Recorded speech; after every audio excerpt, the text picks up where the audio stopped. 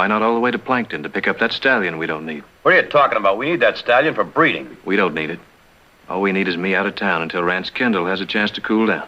Heath, is it such a bad idea? Consider the alternative. I just don't like carrying on this game of making believe nothing's happened. All right, something did happen. It was tragic, but it wasn't your fault. He was drunk and he didn't know what he was doing. Drunk or sober, he drew on you first. Now, what else could you do? That's true, Heath, and Kendall will see that if you just give him a little time. Couple of weeks' thought, and he'll realize another gunfight isn't going to bring his kid back. Especially when he hasn't got a chance of winning, and you know it. If I didn't, maybe I wouldn't be going. See you. Don't worry, I'll see that he gets out of town. Well, I gotta get that corral ready for the stallion.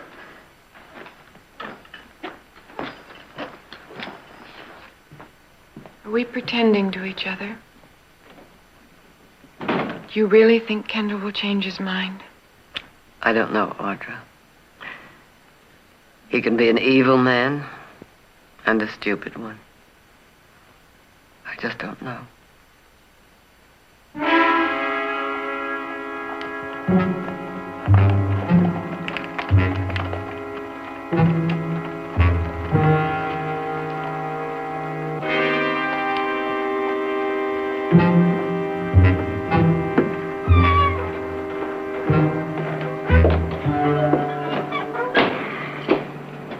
Any luck?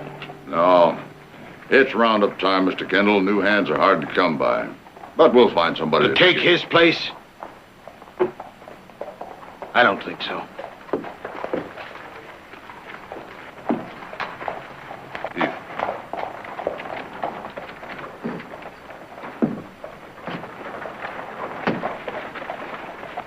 Morning, Rance. He was a boy. Just a boy. With a gun. Mr. Kendall, I know how you must feel about losing your son. I can't tell you how sorry I am. Don't try. You don't need it, and I don't want it. All I want is you dead now, like my boy is. And you will be. You can take my word on that. I won't fight you. Bedroll and saddlebags. Running off won't save you. I'll be back. Don't worry. You can go as far as you like, and you can come back when you like, because you're as good as dead now. I promised him that. And that's one promise I'm gonna keep. Rance, this kind of talk isn't going to do anybody. Keep out of it. I'm talking to him. Like I said, Mr. Kendall, I'm sorry. I can't say any more than that.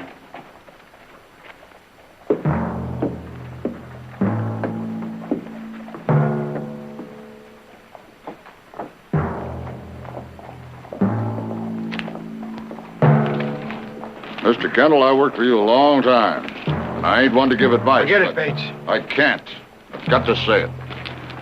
You call Heath Barkley out, you're a dead man.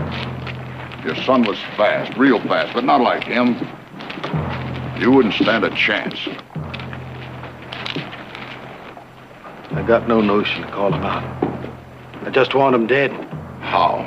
In a fight. Fair fight, just as fair as my son had, but not with me. Vern Hickson. Ever heard of him? Hickson? You want to tell me again how fast Heath Barkley is? Not that fast. Not against Hickson. You sent for him? I've sent for him.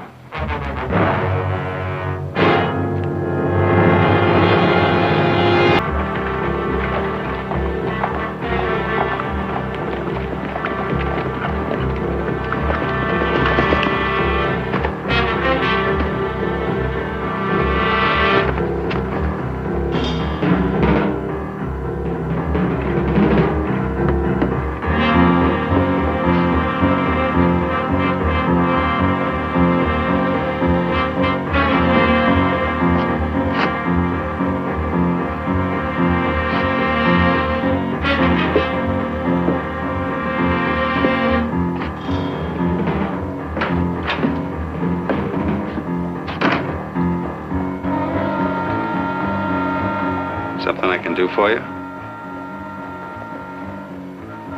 Better go home. No profit in it. Wait.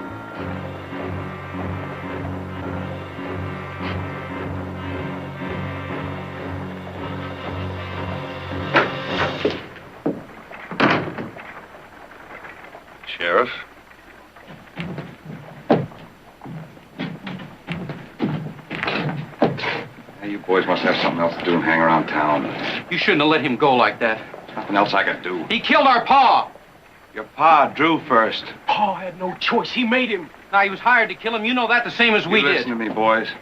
Your pa had some enemies, people who wanted his land. That doesn't mean they went out and hired Vern Hickson to kill him. Hickson's a hired gun. Why else would he do it? I don't know. All I know is you got no proof. Without proof, there's nothing I can do. I'm sorry, nothing.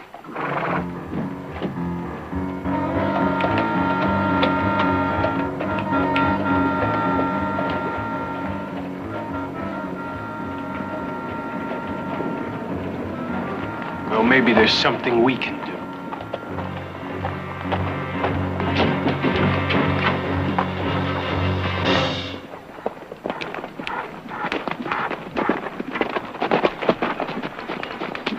Smell that water, do you, boy? Huh? Hey, let's go get some.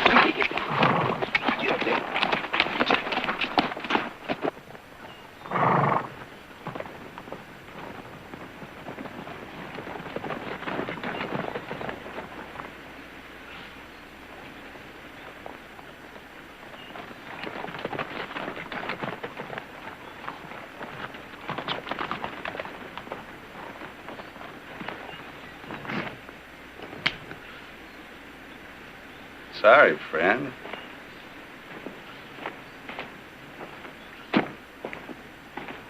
Thought you were someone else. Whoever you're expecting. Can't be too friendly. Can't say I was expecting anyone, but a man can't be too careful. You were that. I enjoy living. These are rough parts. I heard there was some desperados around in the area. Which way you heading? North. Well, so am I. Maybe I'll see you again. Better watch out for those desperados. I will.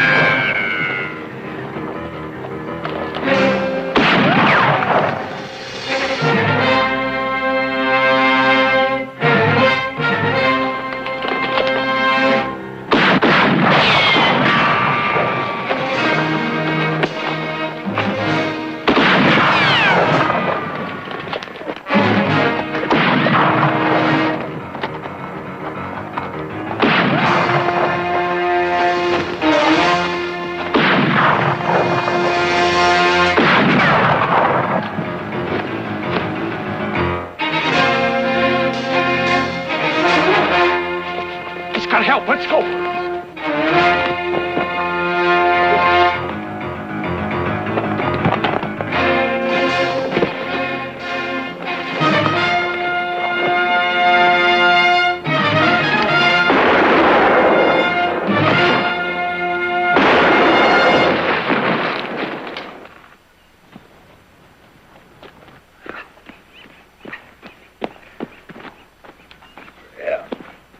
Meet again, friend.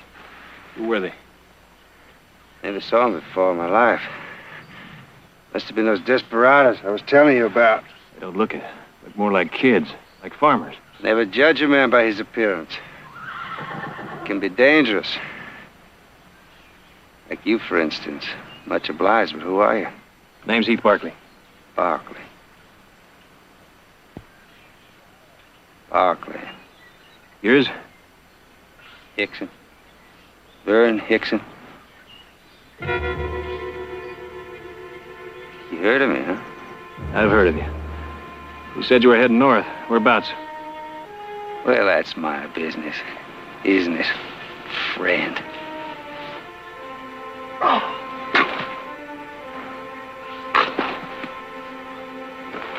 This wound needs tending. Then tend it. Don't leave. You heard right, friend. It's the way it is with me. I don't ask favors and I don't give any. You ask my name and you don't like it. That's your privilege. Stay or leave. That's your privilege, too.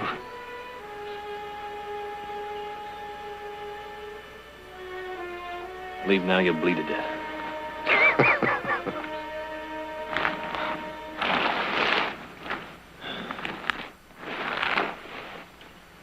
Slug's got to come out. So?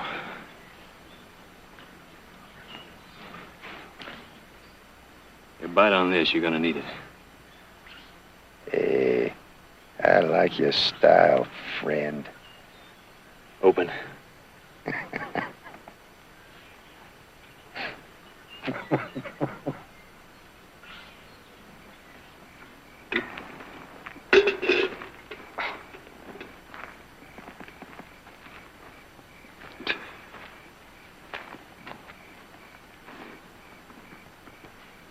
It's a broth I made out of dried jerky.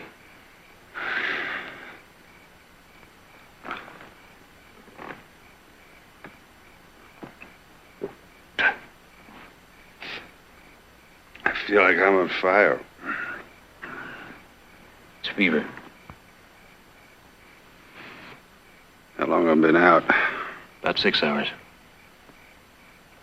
I don't think I'm gonna make it. You'll make it. Drink some more.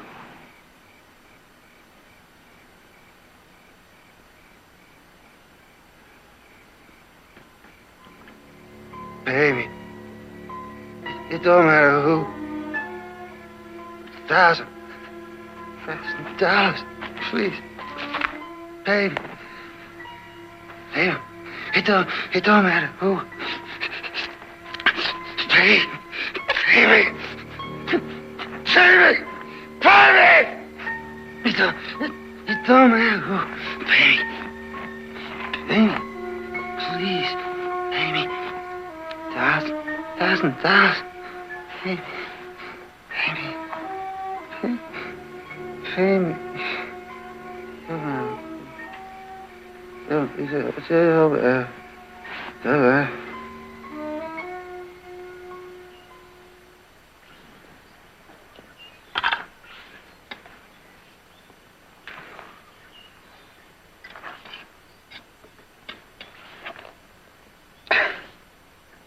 Keep forgetting about that arm.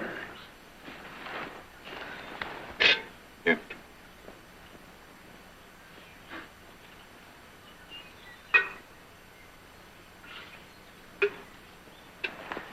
Yeah, you could have gotten yourself killed sticking your neck out for me. Keep wondering why. I have to explain it. It wouldn't make any difference. You don't like me much, do you? Not much. Why not? You're a hired killer.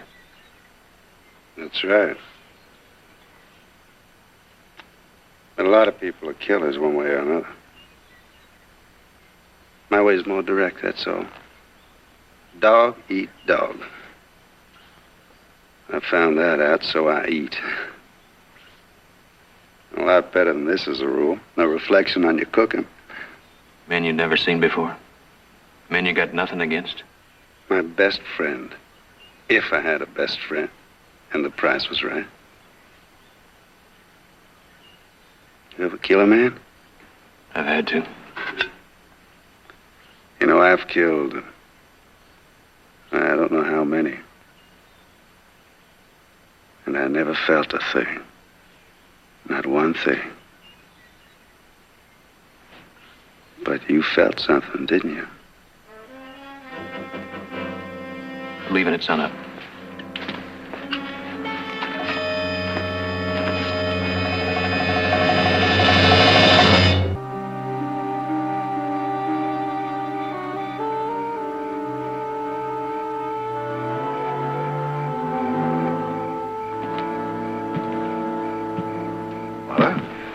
Jared, it was so warm I couldn't sleep.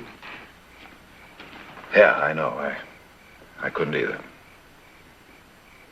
so many reasons why he could be late. Oh, sure there are. You know, Jared, I was thinking about Kendall's son a few moments ago. And if it hadn't been Heath, it probably would have been somebody else.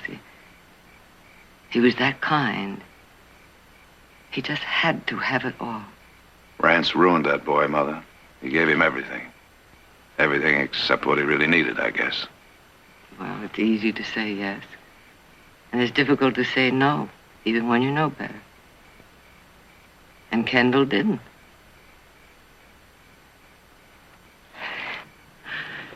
You know, Jared, I think there's a breeze coming up.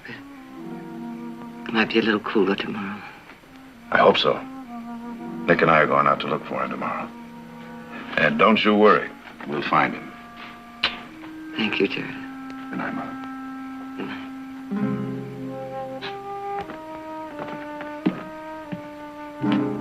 We'll take the trail to Willow Cut Point. We'll probably camp the night at Stone Mason. Now, if Heath comes in by a different route, you send one of the other men out for us, will you? All right. We'll probably find him walking some lame horse somewhere. Or trying to ride that wild stallion. Will you get that horse saddled out? Heath!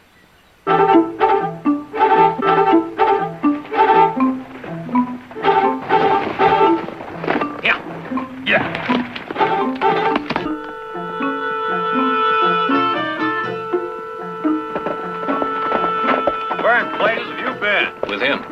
What happened? I'll tell you about it later. Gotta get him into the house. He's lost a lot of blood. Can I make it all right, mister? I made it this far. I'll make it. Vern Hickson. Yeah? Last I heard, he'd killed 16 men. I want him out of here right now. Oh, Nick. Let somebody else take care of him. Who? I don't know, but get him out from under this He roof. is not to be moved, not until he's well. All right. Well, Doc said he'd be okay in a few days. Well, he better be right. I want him out of here as soon as he can stand. We all do, Nick. Y'all excuse me, I think I'll take a hot bath. I think we're very lucky. Lucky! Heath is home, and he's safe.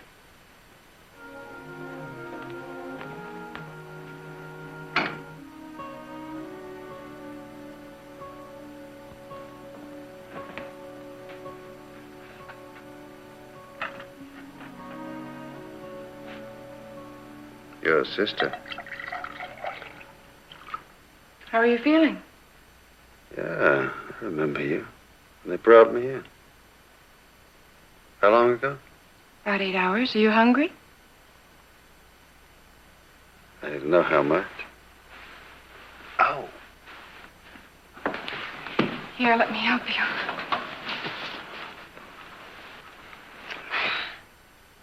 Comfortable? Yeah. As much as can be expected. How about you? What do you mean?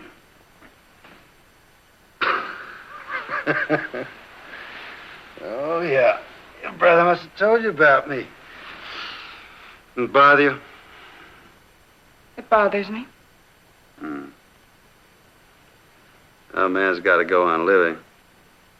A lot of people I meet, though. You make it sound very matter of fact. Yeah, that's what it is, a matter of fact. Want to know another one? You're about the prettiest woman I've ever seen.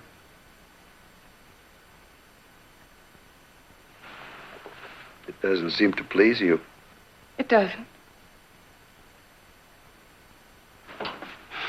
That's all profit and loss in this world. It's kill or be killed.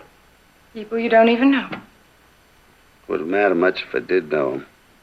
As long as I get paid. And I get paid pretty good.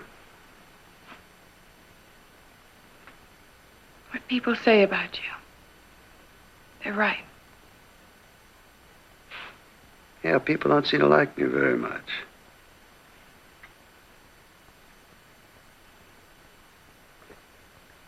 But I'll bet you could. What I'd like is to have you out of this house as soon as possible. With you around here, not much of a hurry.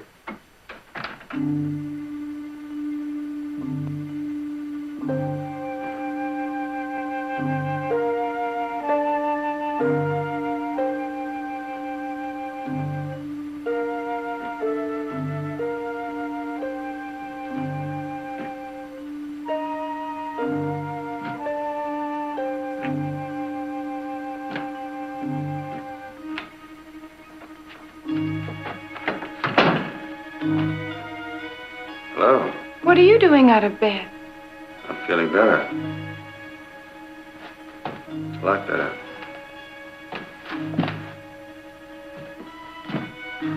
Let me help you.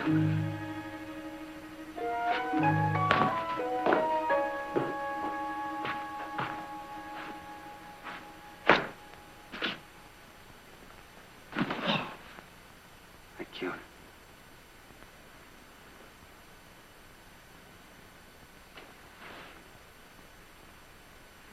Something I want to say to you. What's that? Sorry about the things I said last night. Had no call to do that. Lately, I've been having trouble with the people I've met, especially women. I'm afraid I've forgotten how to act around a lady. Please forget it. All right, I'll forget it. Everything except one thing I said to you. You are the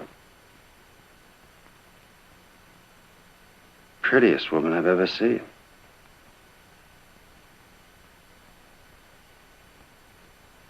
Still doesn't please you. Sorry. I'm sorry, too.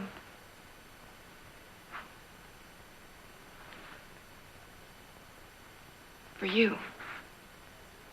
Don't be. I don't want that. Not from you. I'm sorry because after you leave here, you'll go on as you are. As I am. What else is there? It has to be explained. No, don't bother. As your brother said, it wouldn't make any difference. Right? What I want, I take my way.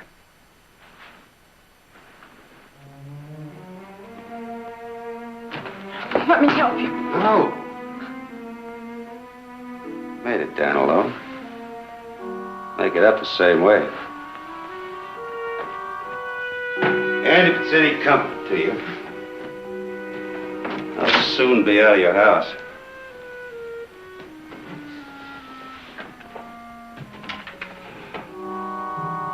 The eyes. When a man's going to draw, you can always tell by his eyes.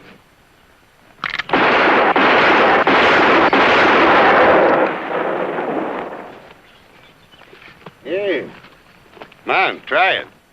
Are your gears packed? You're ready to go? Why the games? What's it matter? Well, it matters to me.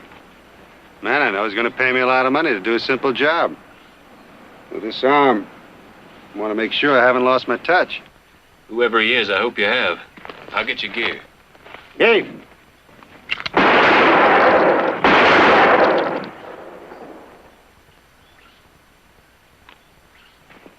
I guess I haven't. Well, I'm all set. You know, I kind of hate to leave. I really do. Where's Audra? In the house. We'll say goodbye for you. You do that. Don't expect we'll meet again. Sure I can't send you some money? Ain't owing. You owe us nothing. Just as you like.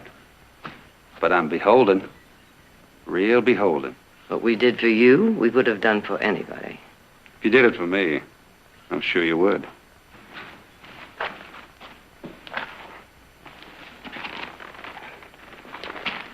Well, so long, Heath. I guess I ought to thank you again. I don't know if I'd have done the same thing for you. Oh, that man I've got to see. You tell me where I can find him.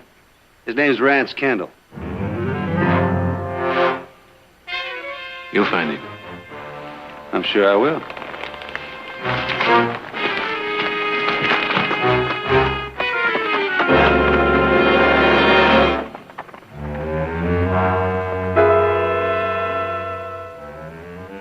Heath Barkley. You know him? Saved my life. Saved your life. When? Doesn't matter when. Oh, how? Person saves your life, man ought to be grateful. You saying you're backing out of it? You know, his family helped a lot, too. Got $1,000 here. Count it. I don't have to count it. Nobody ever cheated me. I can say the same thing, Hickson. Meaning? Meaning Barkley killed my son. He's gonna die for it. I hired you to do the job. You agreed to do it. You back out now. I'd say I was being cheated. Don't threaten me, Kendall. I don't take kindly to that. I hired you for the job. Just taking a little time to think it over. Don't take too long. The job will be done. Leave the money.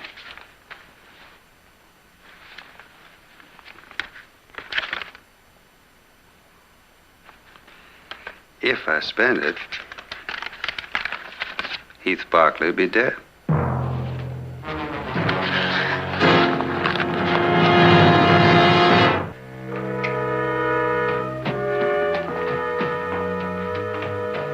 Where do you think you're going?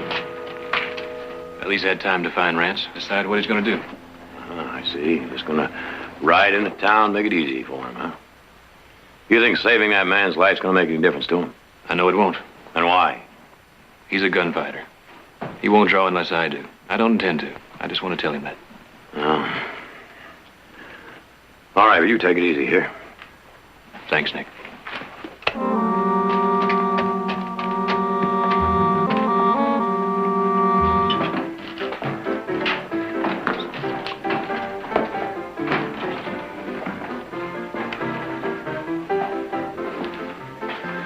Whiskey. Make it two. It's on me, like I say, I'm beholden. Did you see him? Kendall? Yeah, I saw him. How long have you known? He found out my name. He brought me in. When? Would it matter? No. I don't ask favors. I don't give any. I told you that. You set the time and place. I'm not drawing against you. Yeah. Let's say, the street tomorrow at 10. I won't be there. Heath.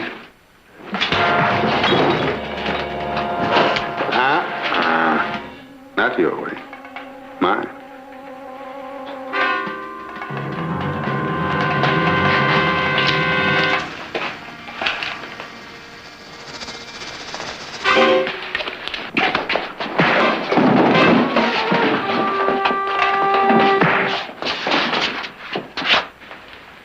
You don't deserve this. Not like this. Tomorrow at 10.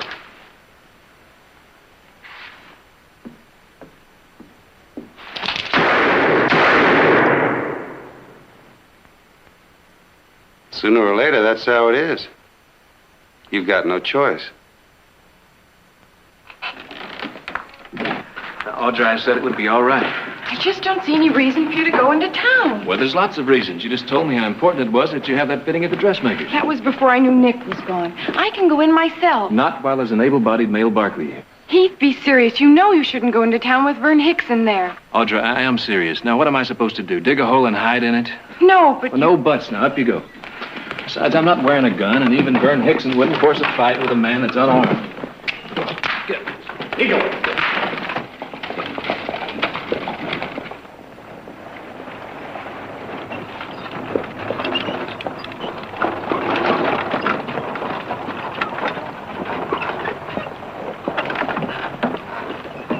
I've got some errands to do. I'll pick you up here.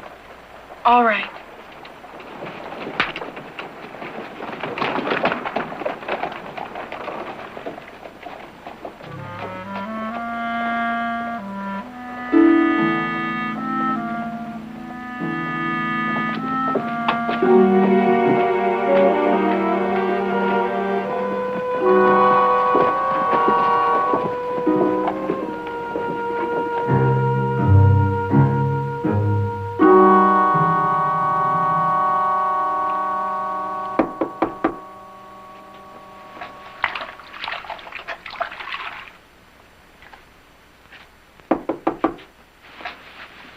Open.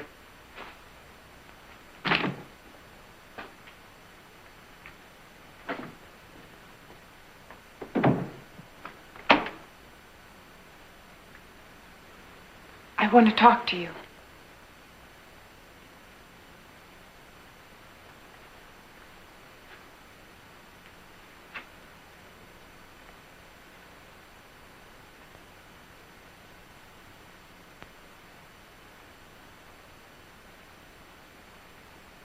It's my pleasure.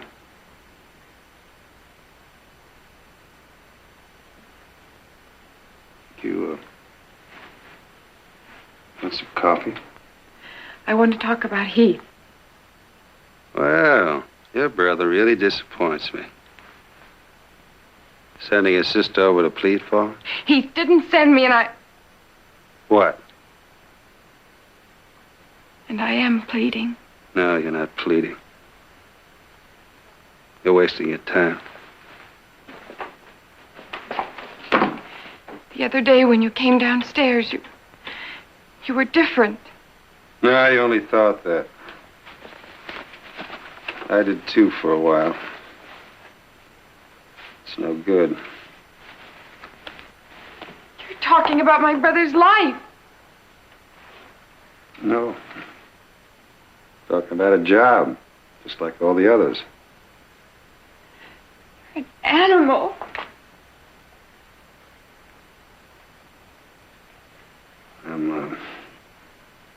I'm a businessman.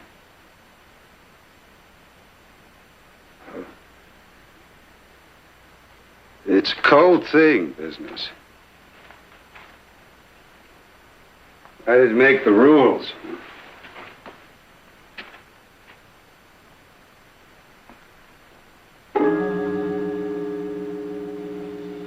No, I didn't make the rules. Nobody did. Because there aren't any. Not even for you, the prettiest woman. Lady I've ever seen. I'm sorry.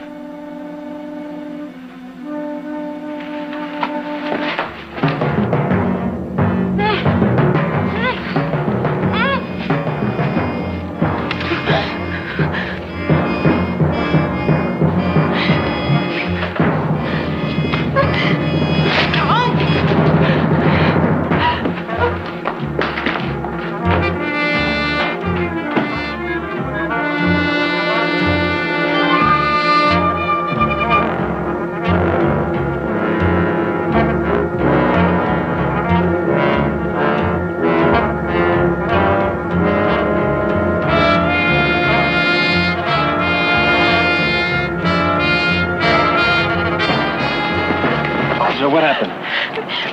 It's nothing. I just fell. Fell where? How? In the hotel. I just stumbled. Audra, what happened? Now tell me the truth. Barkley, you're looking at the truth. You know she came to my room to beg for you? But she's so pretty. I guess I got carried away. Heath, no! Got no gun. I'll kill you. Tomorrow at 10? You want more of what you've been getting? Heath, that's just what he wants. That's right. And I always get what I want. You know, town I came from, there was a farmer a lot like you. He wouldn't fight either.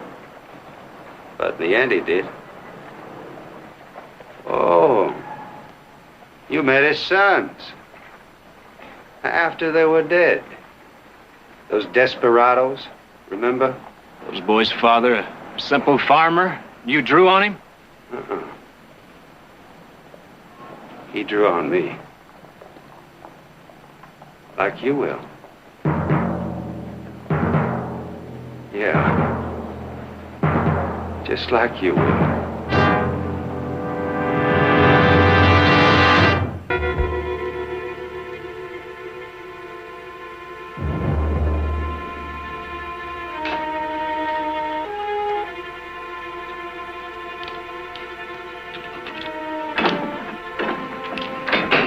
Why? There's no other way. I've got to meet him. Heath, please, I've told you. It wasn't me. He was just using me to get to Nothing you. happened. Nothing worth dying for. It's not just Audra. I tried to turn my back on it. I can't anymore. I'm meeting him tomorrow morning. I'm sorry, but that's the way it is. Heath? Oh, never mind, daughter. It wouldn't do any good. It's my fault. If I hadn't gone there, it wouldn't have Oh, happened. you were just trying to help. We all are. Funny thing is, we've been going about it in the wrong way. Audrey, hitch up the buggy. Why? Never mind. I have to go to town. Just hitch up the buggy. Yeah. May I come in? Well, please do, Mrs. Barkley. What can I do for you? I've come to ask you not to murder my son. Murder? It'll be a fair fight. In fact, he'll draw first. He saved your life. Doesn't that mean anything to you? Uh-huh. It means he saved my life. I don't understand. I just don't understand how a man like you can live with himself. I've got a job, just like everybody. I'm in business, like a banker. Bankers don't kill people. Oh? Don't they? Well, he wasn't much of a man. Let people walk all over him. Took it. He always said he tried to do what he called the decent thing. Had a farm. It wasn't worth much, just a dried up piece of land. It was his. He put his sweat into it and his dreams. One year his crops failed and the man came around. He said, that farm's not yours anymore. The bank was foreclosing. So the next day, a kid of 12, on his birthday,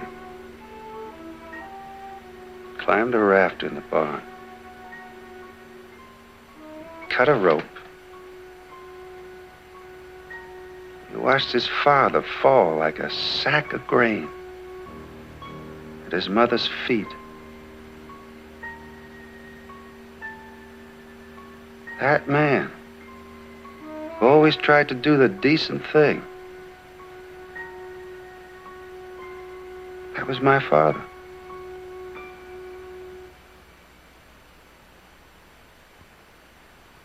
Bankers don't kill people.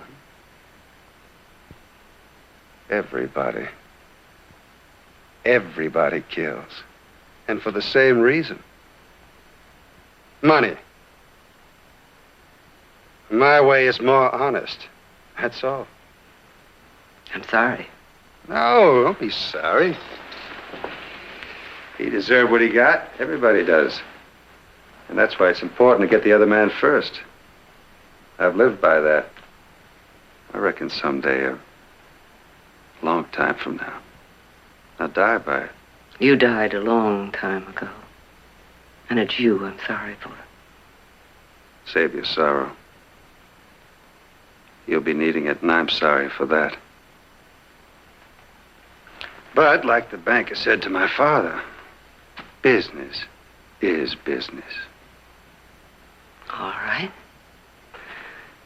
All right, then let's talk business.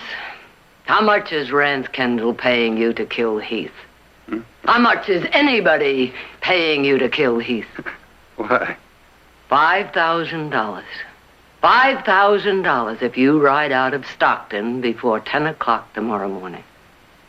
$5,000. It's a lot of money. That's truly a lot of money. And you'll do it. Add another 1,000, you got a deal.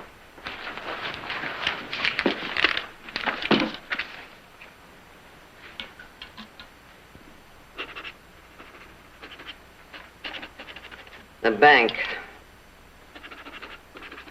The bank opens at 9 o'clock.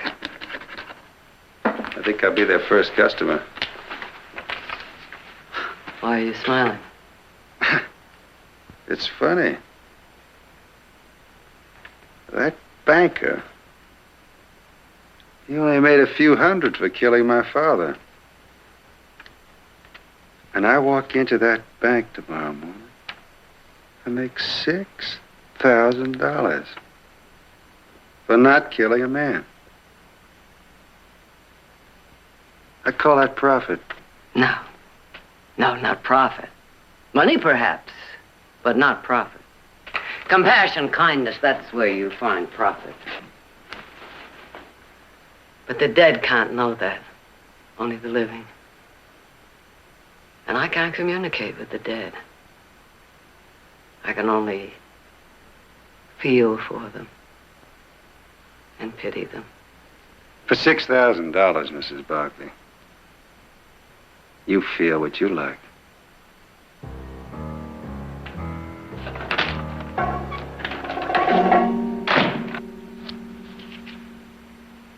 You can't do this to me. I paid you. But not enough. I've had a better offer.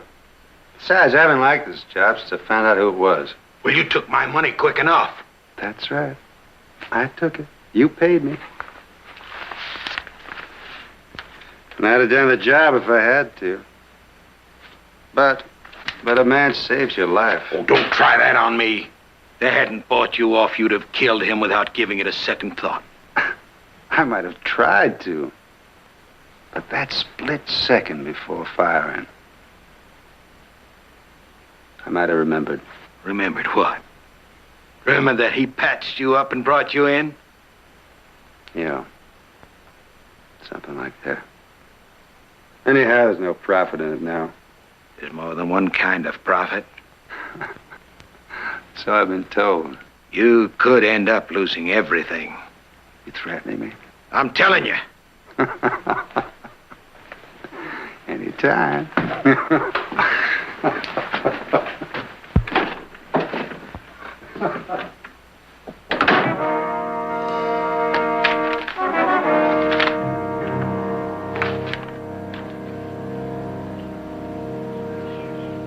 But how did you do it? What did you say? Oh, I just... Morning, everybody. Good morning, Jared. Morning, Jared. Mother. We're trying to find out how Mother did it. Well, that's very simple. She's a magician. Where's Heath? He's still asleep. Probably the best night's sleep he's gotten. Well, good morning, Heath. Good morning, Mr. Heath. Morning. Got a mighty fine breakfast today. I bet you got a mighty fine appetite to match it. Mother, last night you said you talked Vern into changing his mind. I'd like to know how you did that. What does it matter? He has.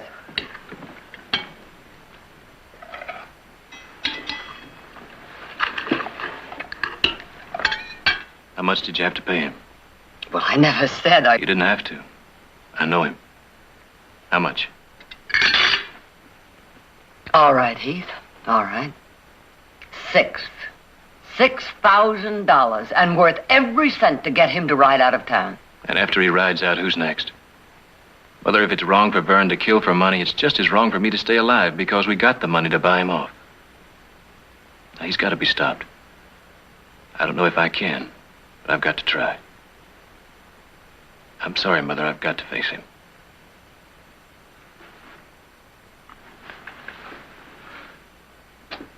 I'll be back. Wait a minute, Heath. I'll saddle the horses. No. I think I've got that right. And I'm asking you to respect it. But thanks. All of you.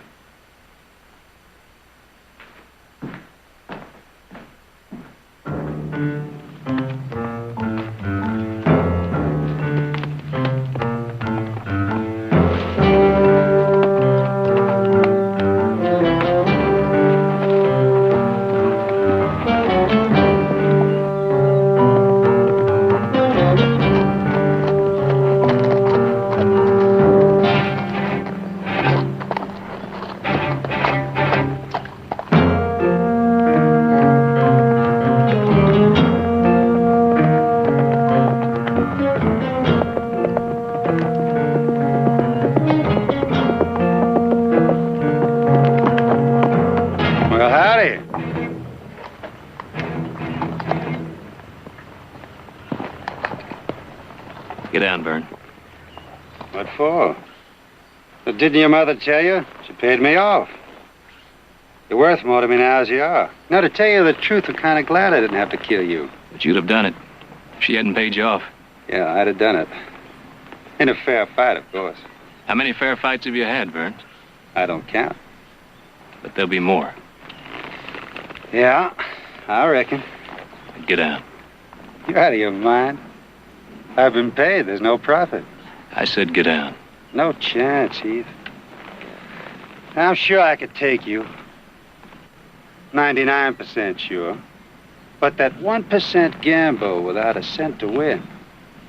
Those are odds I don't like to mess with. Like I say, there's no profit.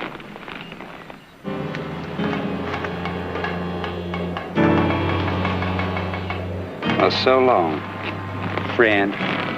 Consider yourself lucky.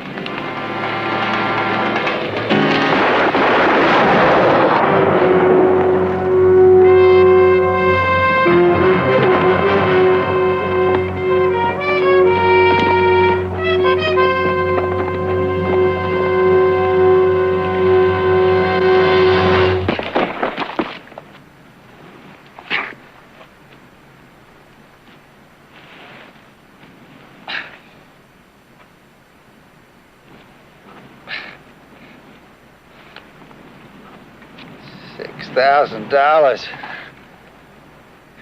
More money than I ever had. I'll never spend it. Sorry, Vern. I thought you were drawing on me. Son, that rifle. He had me cold. No, Vern. You had me cold.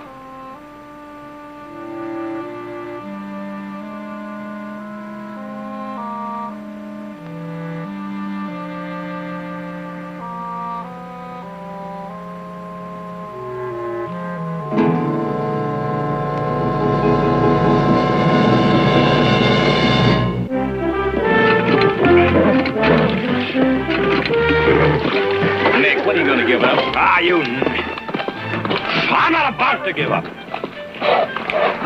Well, he's already thrown you a dozen times. Well, he can throw me a dozen more times. I'm going to get to him. All right. Break your neck. Nick, what happened to you? That ornery. Well, that's what happened. But you know you're not going to ride that stallion. Why do you try? That's what I've been trying to tell him. Well, I've got to ride him. What else is he good for? Well, like I heard, we needed this particular very fine stallion to improve our breed. Just couldn't get along without him. That's what you said, Nick. Yeah, it looks like now we got a stallion nobody can ride and not even fit for breeding.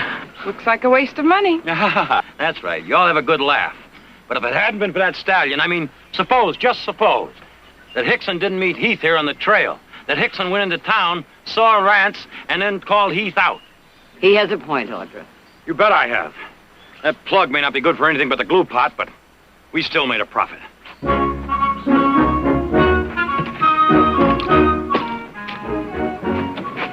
Heath, come on. Help me catch that ornery piece of horse flesh. Hey, I bet today's a big day, huh? It's the day, all right. You know Nancy Stage doesn't come into Stockton, so I have to pick her up at Stego at 3 o'clock. You're not nervous, are you? Nervous? What have I got to be nervous about? Not a thing. Darn right. You know, Heath, I must have written Nancy Briggs 100 letters over the past 2 years, and it's just like courting her in person. You bet. She's a genteel Eastern woman, but that don't make no difference. She and me are gonna get along just fine. You don't need any more of that if you're gonna meet that 3 o'clock stage. What do you say I do the honors? Well, that's mighty kind of you, Heath. Hey, easy, Jim. Ooh.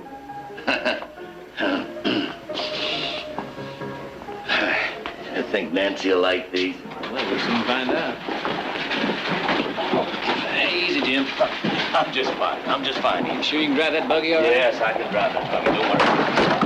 Ah, Jim! Hey, you hurt, Jim? It's my back again. Well, don't you move. I better get the doc. No. Nancy, she's expecting me. Well, you can't drive that buggy like that. She's waiting for me. Who's going to pick her up, Heath?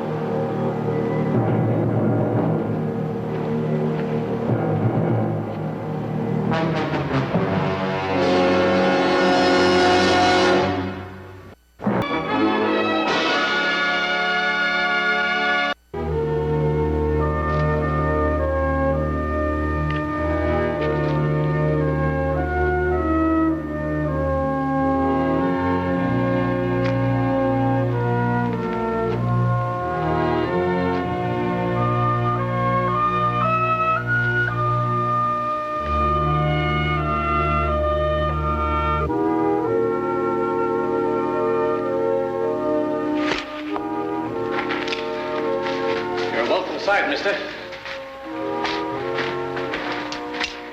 What happened? The outlaws were held up. It was awful, just awful. They shot the driver and that poor girl. She caught a stray bullet. Miss Briggs here and I were lucky to escape with our lives. How long ago did they leave? Oh, about a half an hour. We thought it'd be safer to stay here by the stage. Oh, you were right. We'll see the sheriff when we get into Stockton. Do you think we could put the suitcases in your surrey there? Sure. Thank you. Well, I'm supposed to meet someone at Pistico. Well, I'm Heath Barkley, Miss Briggs, Jim North's friend. Oh, hello. I'm afraid I have some disappointing news. I hope he didn't change his mind. No, that's just a little trouble with his back. Nothing serious. Oh, I'm glad. It's nothing to worry about. In fact, Jim sent these to you. Oh, they're lovely. The sooner we get started, the sooner you can tell Jim in person.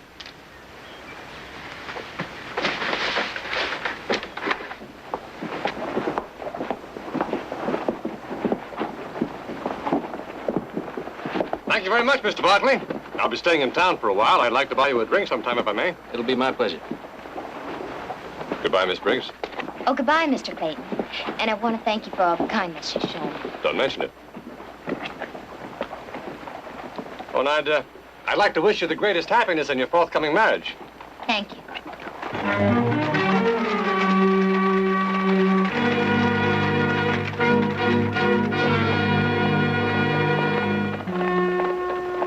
I must confess, Mr. Barkley, I'm a little bit nervous. Well, there's nothing to be nervous about. Well, I keep thinking that Jim won't like me. Oh, Jim will like you. Miss Briggs, have you ever been in Denver? Denver, no. Carson City? No, Mr. Barkley, why? Well, you just look familiar to me. Well, I don't see how that could be. I've never been west of St. Louis. I mean, school teachers see they can't afford to travel very much. Miss Barkley, you're a good friend of Jim's, aren't you? Well, I've known him a long time. Well, tell me about him. Well, I wouldn't know where to begin. What's his favorite kind of food? Well, I hope you're good with chili peppers. Chili peppers? He acquired quite a taste for them in Mexico last year. Oh. Oh, didn't he write you about that? Oh, no, he didn't. Well, I guess he wouldn't. Why? What happened? Well, there was a flood in some small Mexican border town. He and Maria went down to see what he could do. Stayed about 3 months. Oh, 3 months. He's quite a man, and his wife must have been quite a woman to stay down there with him. Maria's his housekeeper. His wife, Rachel, died 8 years ago. Oh, of course, his housekeeper. How could I forget? He's mentioned her so often in his letters. How much further do we have to go? About 20 minutes. Oh, I'm much more tired than I thought. Mind if I rest a bit?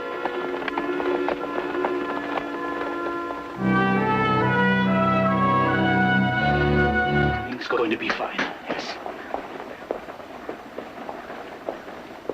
Here they come. Maria, here, hide this. Quick. No, Maria, how do I look? Oh, you look handsome, Senor Jim. Good, come, Maria. Maria, I will stand here. You open the door. Yes.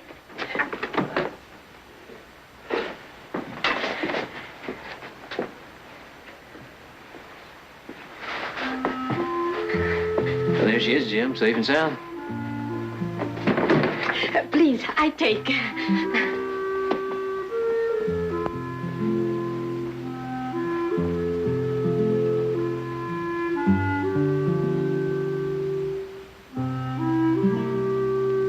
I'm so glad you're here. Did you have a nice trip?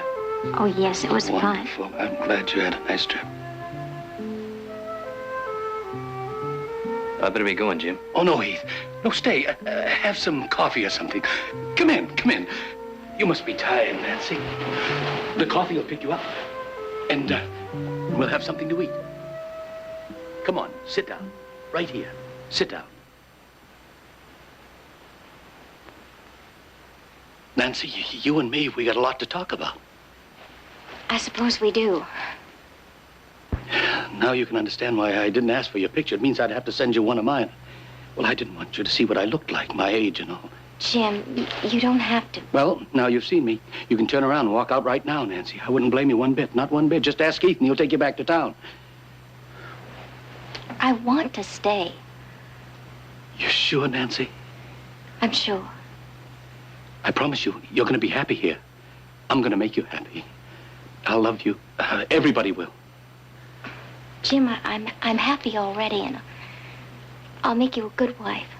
The best I know how. Excuse me, dinner will be ready in a few minutes. Now, Nancy, I don't want you spending all that time in the kitchen from now on. Wait till you see the dinner she's prepared for us. She thought of everything. As a matter of fact, she put in just the right amount of chili pepper. With a little help from Maria. Jim is fortunate to have found you, Nancy. And we're all very glad he did.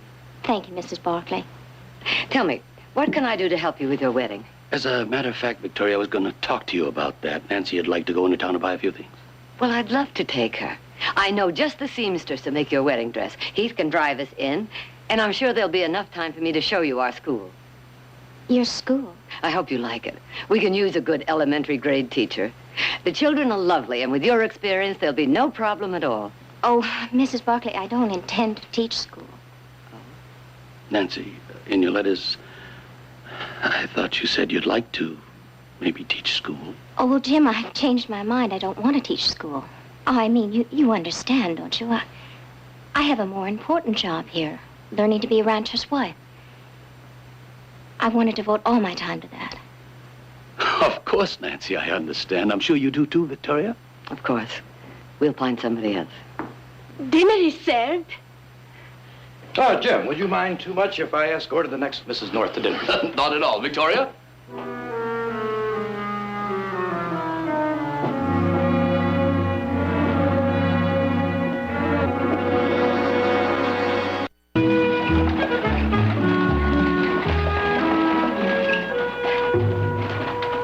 A couple of hours picking out laces and materials. Pete, would you like to help us make a few decisions? Yeah, well, I think I just made one. I'll be back in 2 hours.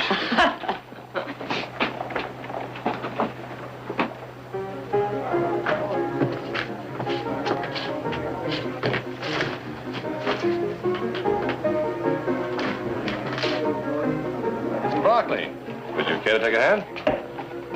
Well, why not? Quite a town you've got here, Stockton. Much bigger than I thought. It's growing every day. Place for expansion. Might be a likely spot for investments. You're in investments? Yes, with my father. You may have heard of him. Everett Clayton. Owns half of San Francisco. Can we play poker? I want one card. Mr. Barclay? 3. The dealer will try his luck with these. And bet $5. I'll raise you 5. It's Mr. Barclay's bet. I'm out. I said I'd raise you 5. I'll just call you. Pull the flush. Not good enough. Have a full house, all royal. You didn't have to draw any. I'd say you're a pretty slick dealer. Take it easy, mister. Can you get your hand up? Pull your dog off right now. Come on, Johnny.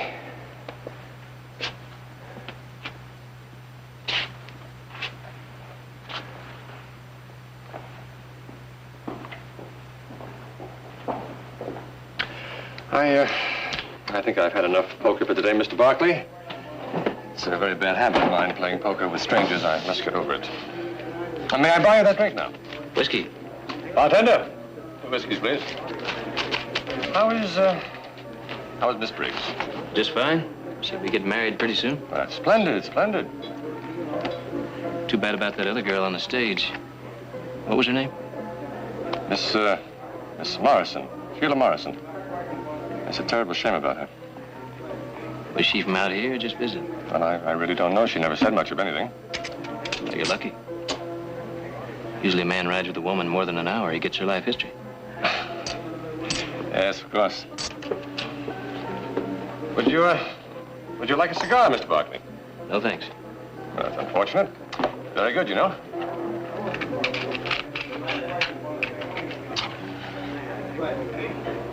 Jack's Saloon, Copper Creek.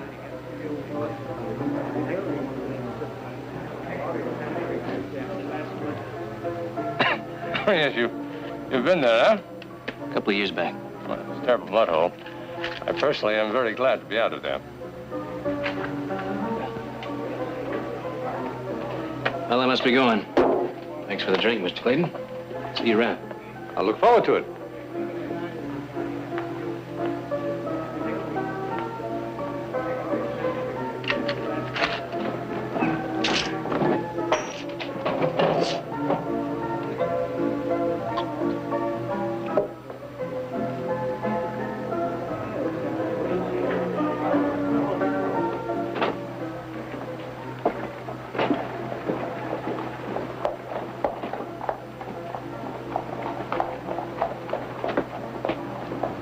This is the suitcase, Heath. Nobody's called for it, and we ain't found no kin to notify it. Anything in it might help identify her. Just clothes. Like these. Some sort of dance hall girl, wouldn't you say? Thanks, Phil.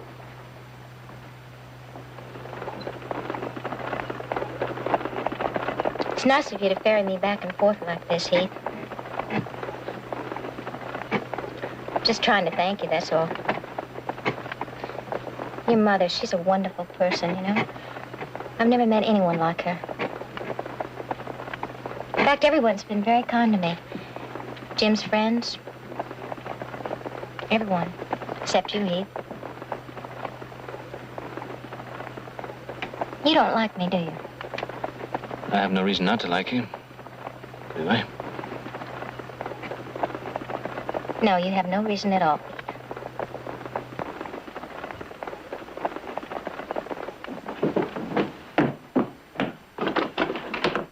I've been waiting for you. Here, Nancy, let me take those. What did you do? Come on in, Heath. You buy the whole store?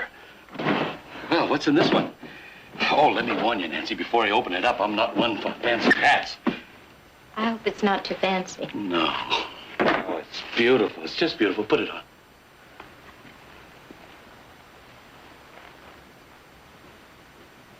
Oh, she's gonna make a fine wife, ain't she, Heath? She sure is. Well, I better be getting on, Jim. You gonna stay for supper? Well, I'd like to, but it's branding time, and you know how that is. Well, you have to eat. You might as well eat with us. Ain't that right, Nancy? Yes, please stay, Heath. I'd like to, but if I don't get back, Nick's liable to fire me. Oh, listen, if Nick fires you, you come to work for me at twice the pay.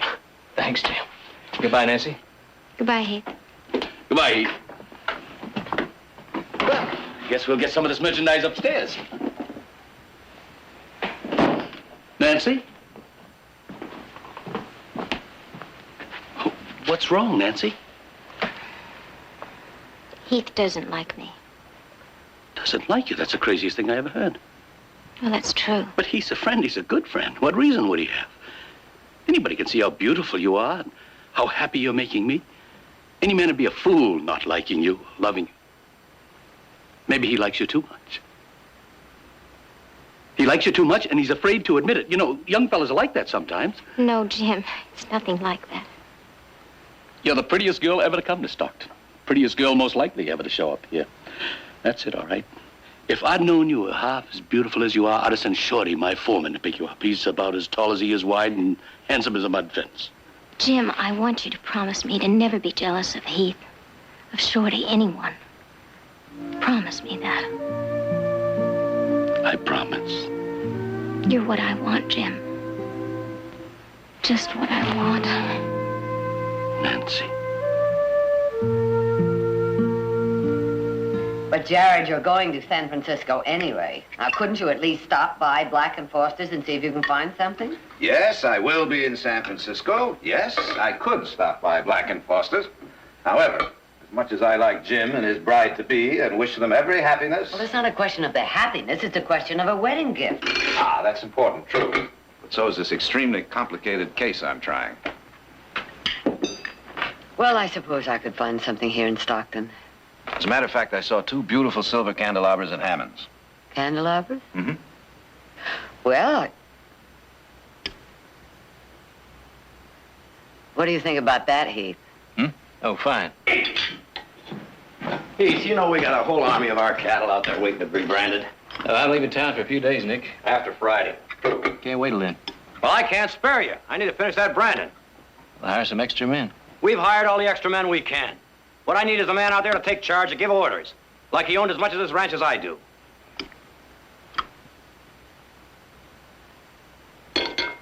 Well, gentlemen, lovely lady, I bid you good morning.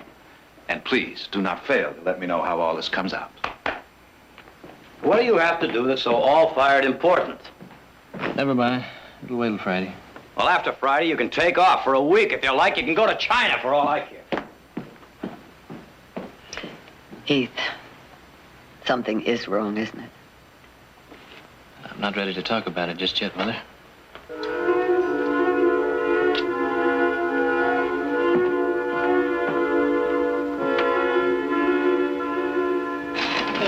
Can you put his feet up? What do you think? Oh, I think it looks very nice. Maria, when we started this about an hour ago, the lamp was right where it is. The side table right where it is. Right back where we started. But the chair, we have moved the chair. Yes, we moved it about 2 feet. Oh, Maria, I'm hopeless. I'll just have to face up to the fact that Jim's wife, Rachel, she knew where to put a piece of furniture and make it stick. Maria, what kind of woman was she? Oh, she was a nice woman, a good woman. Come sit beside me. Come on, sit down. All right.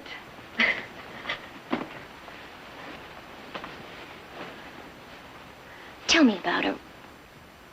You love him very much, don't you? Yes, I do. I love him. You are good for him. Better in a way than she could ever be. There is a lightness in him, a laughter. It was never there before. Never.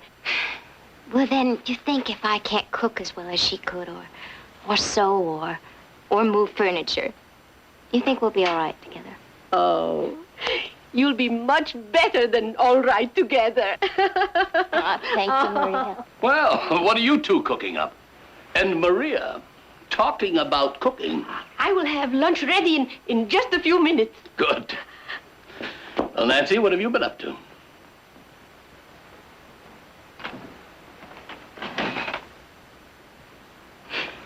Well, how about that?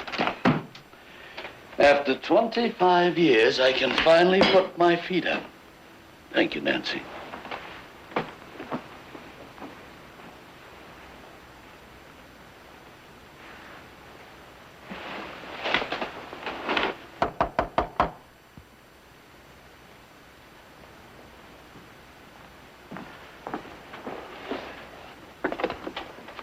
Well, I'm looking for Mr. Jim North.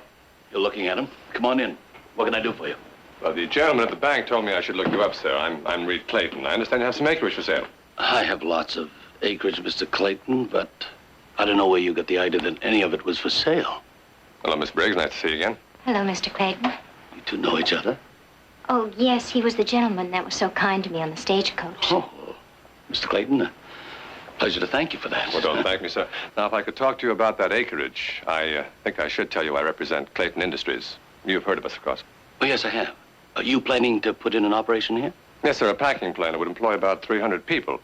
Now, I know that might not mean much to you, sir, but to the people of Stockton, it might mean a great deal. Yes, it would. I'll tell you what, Mr. Clayton, I'll saddle up a horse and we'll go for a ride. Maybe we can talk business. Nancy, would you get Mr. Clayton a drink?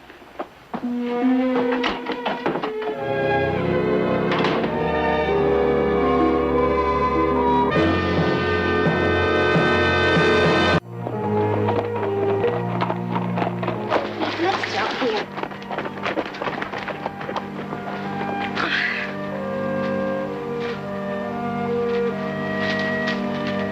Oh, Heath, what a lovely ranch.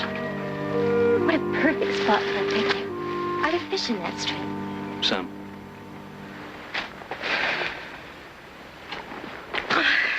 Sit down.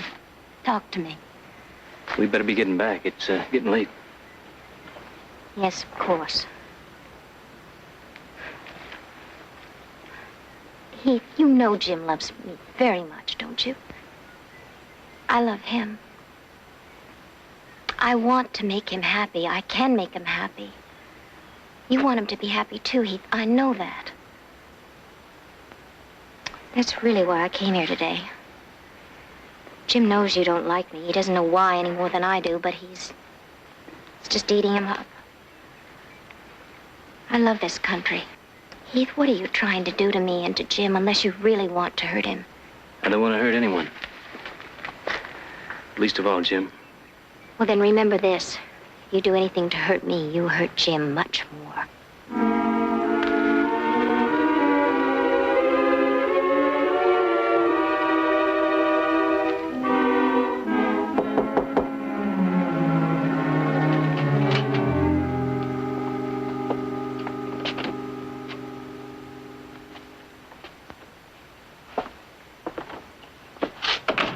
What happened?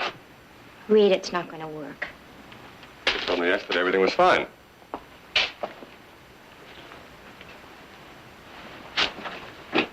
With Jim, but Heath Barkley. You're not marrying Heath Barkley, you're marrying Jim North. Not if Heath Barkley has his way. What's he done? Done? He's done nothing. Well, then calm down. I just can't reach him. I can't get through to him. He's not the kind you can buy off.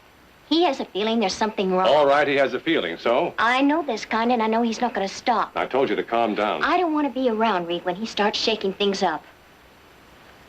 When he finds out. If he finds out, you'll be long married. You'll be Mrs. Jim North, the lady of the manor. Copper Creek isn't that far away, Reed. Don't worry about it. Everything's going beautifully, beautifully. You act as if you were made for this.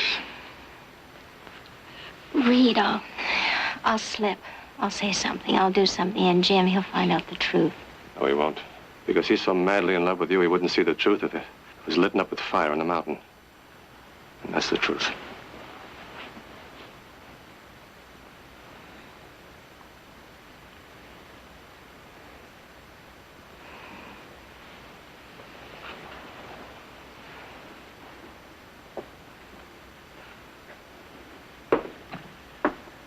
I just can't hurt him. He's a good man. He's a decent man. He's an old man. He's a rich old man. He's buying more beauty and more love with his money than he deserves. And we're taking far less than we could get. Should get. Reed, this was a mistake. It was a mistake right from the beginning. Do you remember when you told me that I'd given you hope? That I'd shown you a way of life you didn't even know existed? You can have that way of life right now. No, not like this. Just like this. For you and I, that's the way it's got to be. We knew that when it started. Do you remember Copper Creek? The saloon at Copper Creek? Do you remember how I hated you in those garish clothes, showing yourself to everybody? Do you remember how you hated yourself? Can you go back to that now?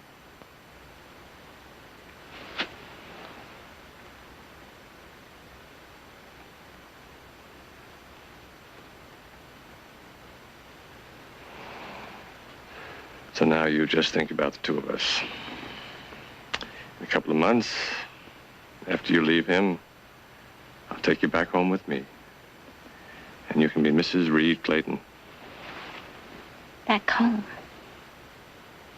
I thought your father disowned you. Well, when I can prove myself.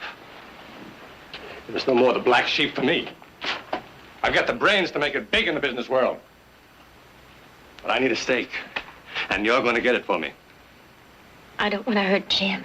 Now, I want you to forget about that old man and think about me. About me. Because I can't make it anymore, drifting around from town to town, winning $1 here and there in a cheap poker game. I need your help. So I want you to go back to Jim North and forget all about Heath Barkley.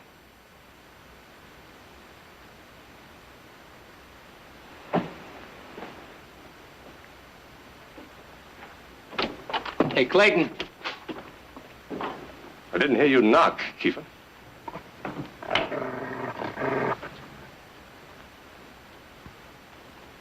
Thank you. Thank you very much for coming. I'm sure that everything will be just fine. Everything.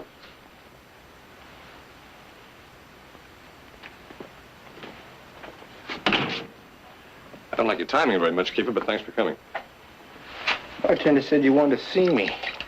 Now, what have I got? It's worth 10 of your dollars. Well, if we can come to an agreement, we'll call that a down payment on services rendered. What do you got in mind? You remember the gentleman we played poker with the other day? Mr. Heath Barkley?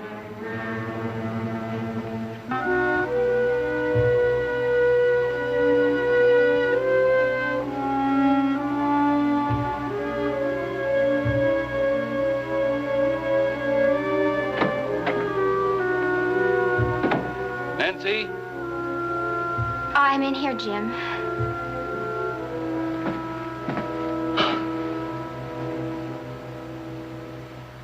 Did you have a good day? And you? Well, I've been spending my time with Jared. Well, aren't you going to ask me what we were doing? It was mighty important business. All right. What were you doing? Nancy, you're not really interested, are you? Yes, I'm really interested. Well, I made out my new will. Them lawyers, they sure know how to take something simple and make it complicated. My whole life went into building up this place. Sure, I had a few rough years, but now I got something I'm really proud of. Nancy, something I'm proud to give you. It's too soon. We've only known each other less than a week. How do you know things are going to work out? From the moment I first saw you, I knew things were going to work out. This ranch, everything, it's too much. Too much? It's not enough. Nancy, I don't know how to say it, but in a way, this ranch, well, it's me. That's what I want to give you. Jim, excuse me, I have to go upstairs.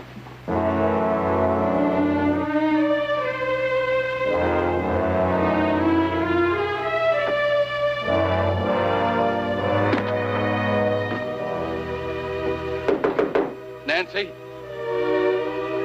Nancy, can I come in? Come in. Nancy, why are you packing? I'm leaving. Maybe we were wrong to think these things could work out by letters. But the letters are over now. It's a time we've been together that's important, isn't it? That's when we really began to fall in love. Jim, I'll make a mess of things. I'll make everyone unhappy. Heath, your friend. What about him? I saw him today, and Jim, you must let me go. It won't work. You saw Heath today. Oh, yes. Victoria was going to show me around the ranch, but she was gone. Instead, Heath did. Here it is the height of branding season. He doesn't like you, yet he spends time running you around the ranch. Jim, it's nothing like that. I got something to straighten out. Jim, I know where you're going, but you're wrong. Nancy, you're in my way. Heath had nothing to do with it. I'm afraid he doesn't. Jim, please.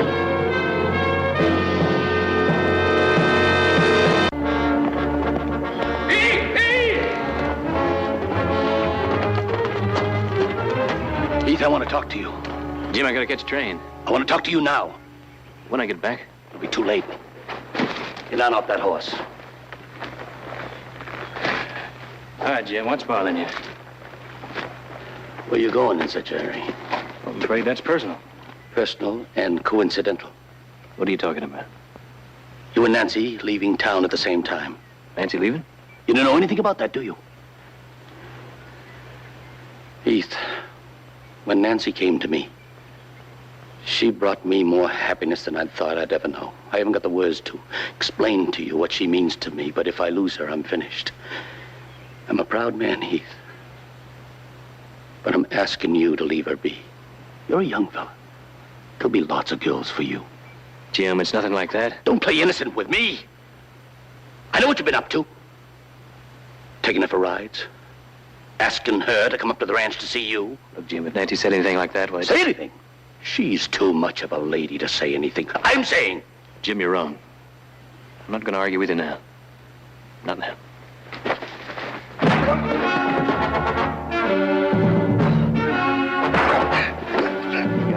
take her away from me without a fight? Jim, I'm not gonna fight with you.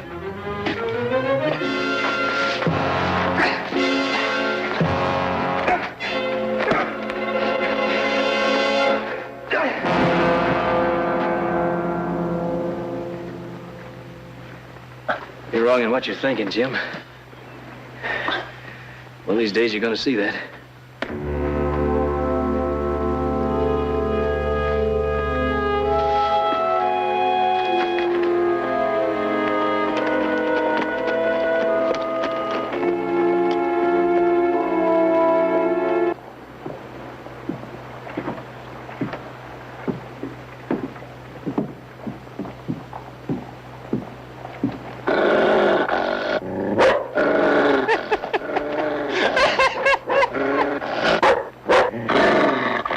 Your dog, mister. I guess he just don't like your smell.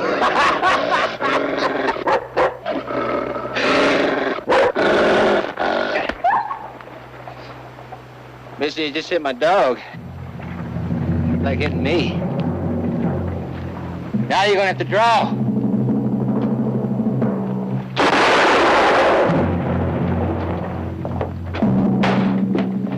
I'm a witness. I saw the whole thing. The man was drawn on you. I'll testify to that. Thanks, Herb.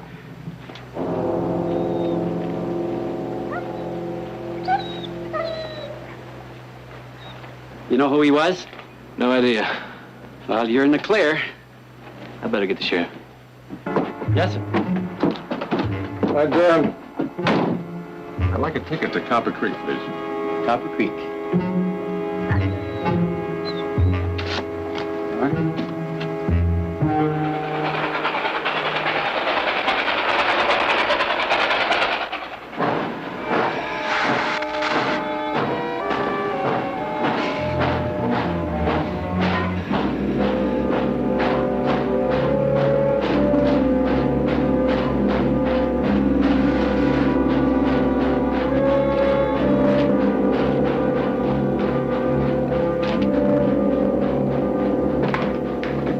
Just about closing, mister. You're gonna have to drink it fast.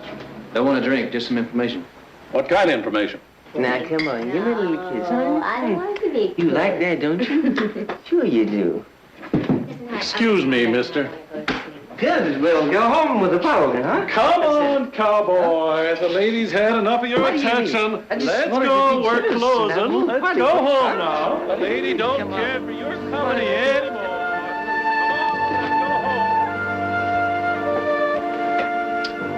Well, you found what you were looking for, Heath. Might as well sit down and have a drink. Now, what was that question, mister? Never mind.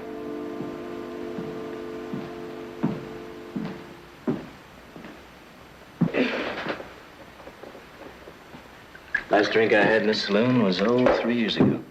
3 years? Whew, that's a lot of drinks ago. That girl on the stage, you changed places with her, didn't you? Yeah, I knew sooner or later you'd find out. Is that why you left? One thing Reed taught me is when to throw in a bad hand. Was it Jim you're worried about? Well, let me tell you something. How would he feel after 2 months if his wife told me that she didn't love him anymore and she leaves? Naturally, a nice financial settlement would be in order. You know, you had me fooled a couple of times. Did I? At the stream that day, the way you talked. Huh? I thought maybe for a minute there I was wrong.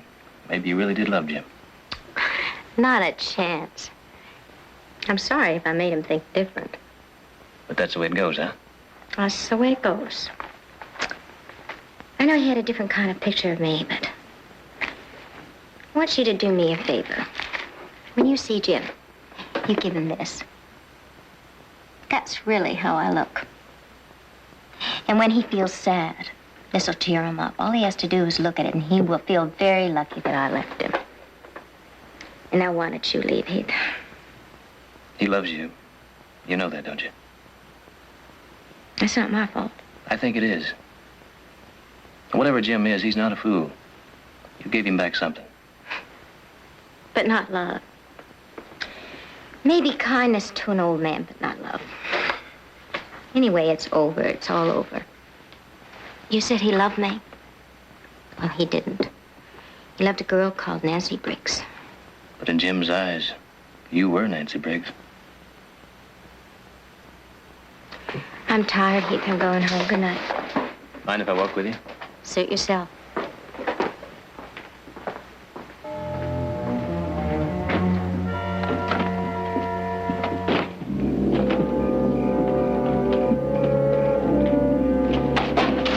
There's a gun pointed at you right across the street.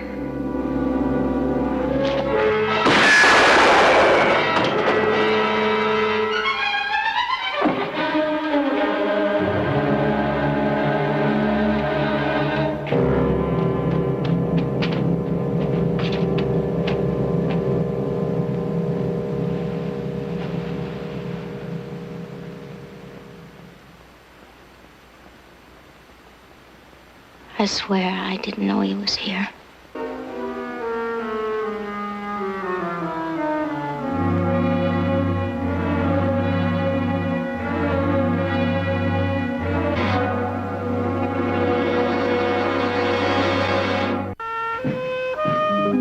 Hey, ready?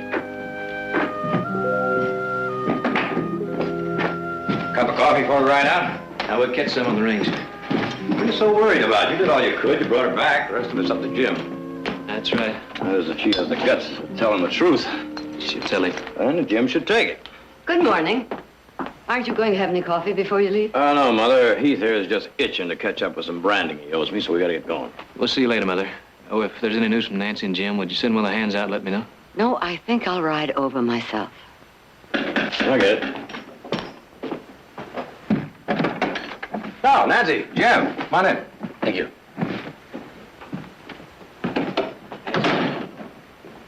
Thank you, Heath. Next time you kiss Nancy, you'll be kissing the bride. Well, congratulations, Jim. Oh, I'm so happy for both of you. Best wishes to you, Jim. Thanks. Victoria. Using dynamite? Yes, sir. You familiar with it? Moderately. I know it's tricky compared with gunpowder. What's the project?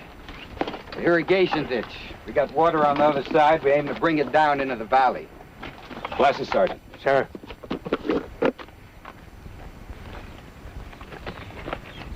You'd be using that defile.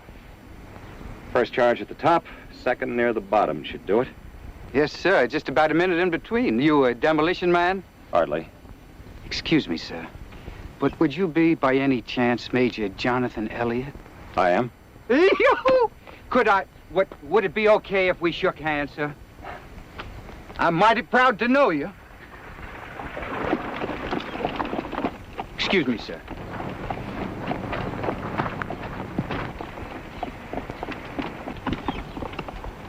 Morning, ladies. Sorry I got to stop.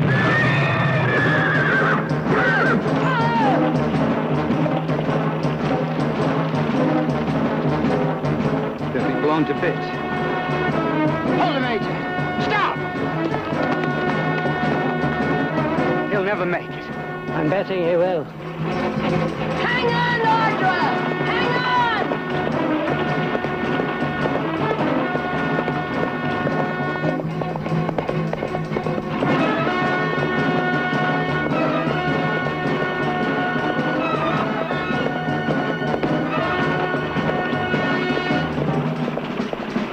I can't hold him, Audra! Jump!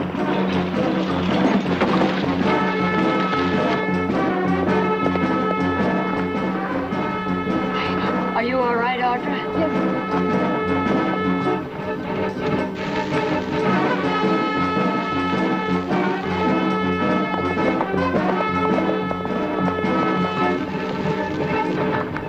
It's my leg. I can't make it. Run. Run, Audra. I can't make it.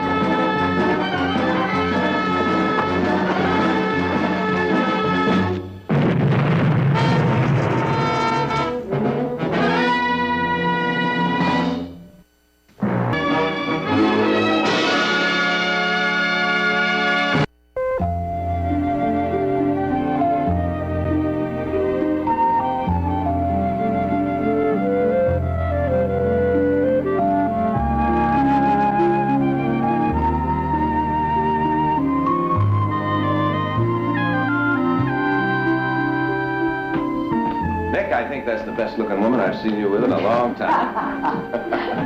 Mother Silas has fixed up the guest bedroom. Thank you. But first, Madame is going to try the latest thing in Barclay buggies. Right this way. Guaranteed to stop and turn better than any kind horse. And I have some new magazines for you to read. Oh, thank you. Well, you all keep this up, I may decide never to get well. If I know you, you'll be tearing up and down those stairs under your own steam within 2 weeks. Well, I certainly hope so. I know I'm very grateful to Major Elliott. Oh, I hope someone thought of inviting him for dinner. I did. As a matter of fact, he should be here any minute. Good. Oh, that must be him now. Audrey, your nose is shiny. Is it? No, on second thought, I think it's your eyes. Hello, Silas. Come in, Major. Thank you. I hope I'm not late. No, sir, you're right on time and mighty welcome. Hello, Major. Jared. Howdy. Hello, Nick. Major. Good to see you again, Mrs. Barclay. Miss Audra, you both look just fine. Please, sit down. Thank you. Major, you have no idea how nice it is to see you. Only, how does one thank a man for doing what you did? By not mentioning it again, please. Seeing you, all of you, is ample payment. Well, it's nice seeing you again, Major. And if you'll excuse me, I have a few things to tend to. Of course. Audra, why don't you pour the Major a cup of coffee? What's your assignment going to be here? Locating 5 acres of suitable land within the easy riding distance of Stockton for a supply depot, preferably near water. That sounds like the North 40 to me, and it's not very far from the river. Well, that's fine. I'll make that my first stop. And why don't you make our home your headquarters while you're here? There's plenty of room for you and your orderly. Wouldn't want to impose? It's no imposition at all, believe me, Major. And I could be your guide, if you'd like. Well, in that case, I accept. With your permission, of course, Mrs. Barclay. Permission granted, Major.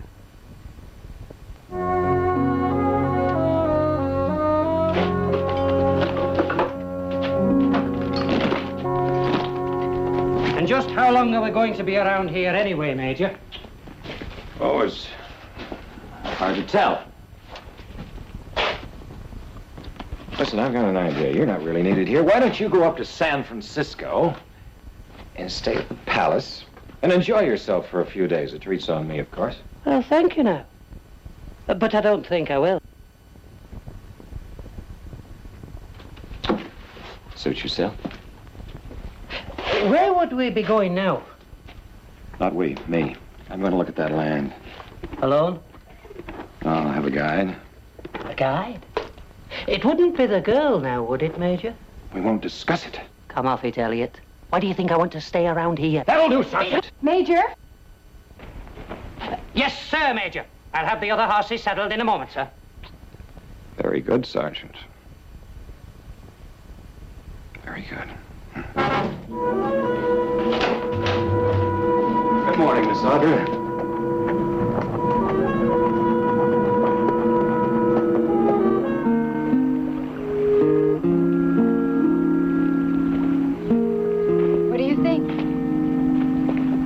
Handsome view. Is it always like this? It's especially lovely this time of year. Where every prospect pleases, and only man is vile. A soldier who reads poetry? It has sustained me from time to time when everything else has failed. May we rest here for a moment? I've been reading Swinburne. Oh, yes. Are you familiar with his work? My favorite lines are from the Garden of Proserpine. Here where the world is quiet. No, another stanza. Which one? From too much love of living, from hope and fear set free, we thank with brief thanksgiving whatever gods may be, that no life lives forever, that dead men rise up never, that even the weariest river winds somewhere safe to sea.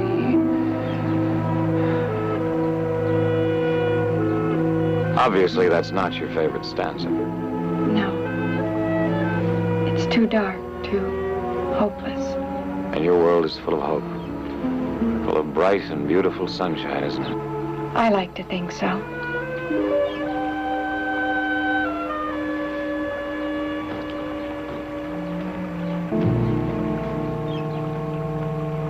Does the Major have any further orders for me, sir? No, Sergeant. We'll be moving on now.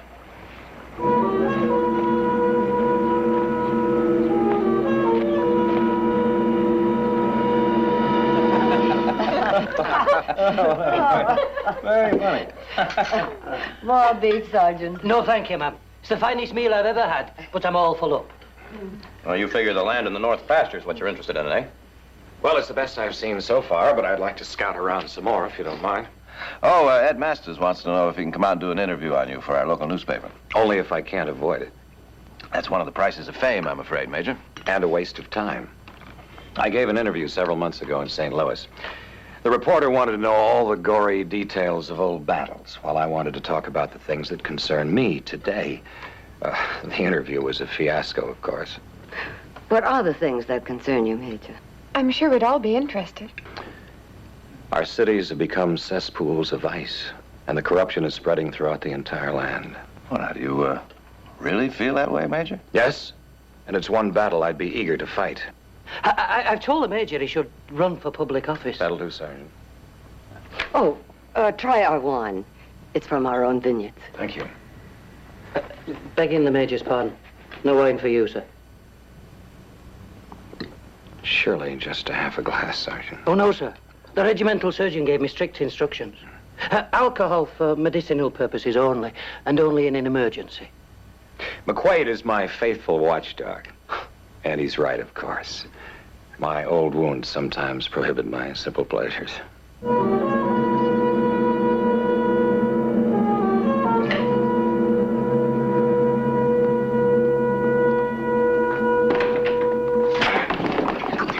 Do you want to hang?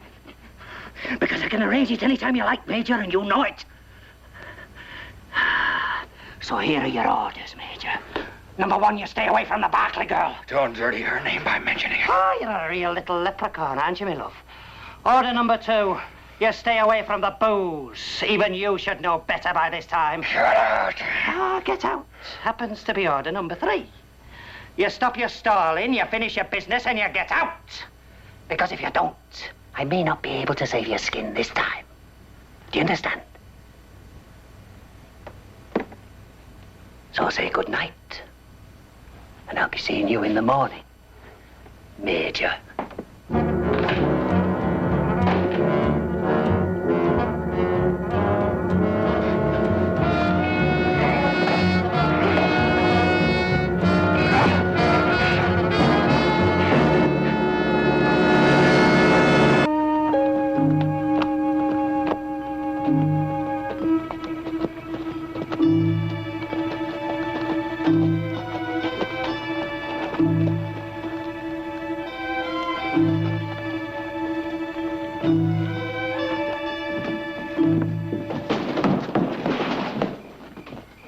I'm gonna get you.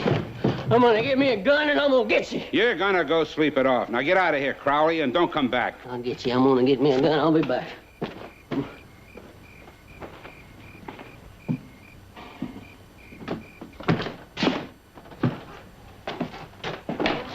It's getting late, and we're getting ready to close up. So if you don't mind, sir, Major Elliott. We've met? Well, not exactly, but I was with the 7th at Dollar Creek. Oh. If you want a drink, it's on the house, Major. Well, thank you, but you buy yourself a drink and bring me a bottle, please. Yes, sir, Major.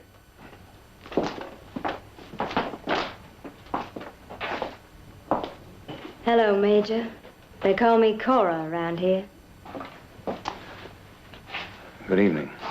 And getting on towards morning, I got me a room upstairs, out across the alley. If you'd like to do your drinking there. Get away from me. You heard him, Cora. Beat it.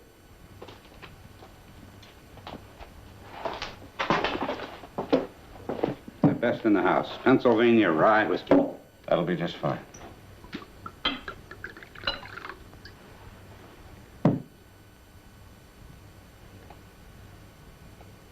To the brave men of Dollar Creek. Yes, sir.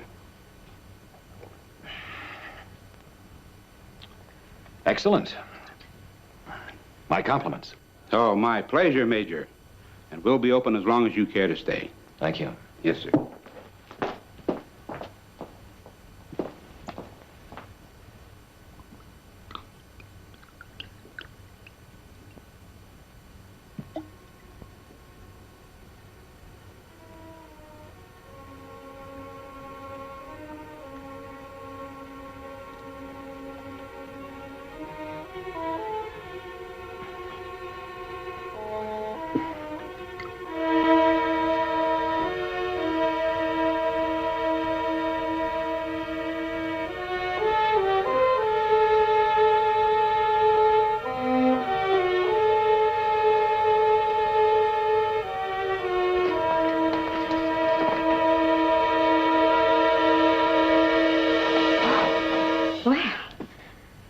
didn't expect you tonight, Major. I didn't figure you'd expect me, Meg. Meg? Oh, it's me, Cora. Remember? You want me to play like I'm this, Meg. Now, what was she like? Mm-hmm. I know you, Meg. Did you think I'd ever forget? Major, I think you had a little bit too much to drink. I'm gonna make it all right. It's a little cold in here, Major. Would you shut the door?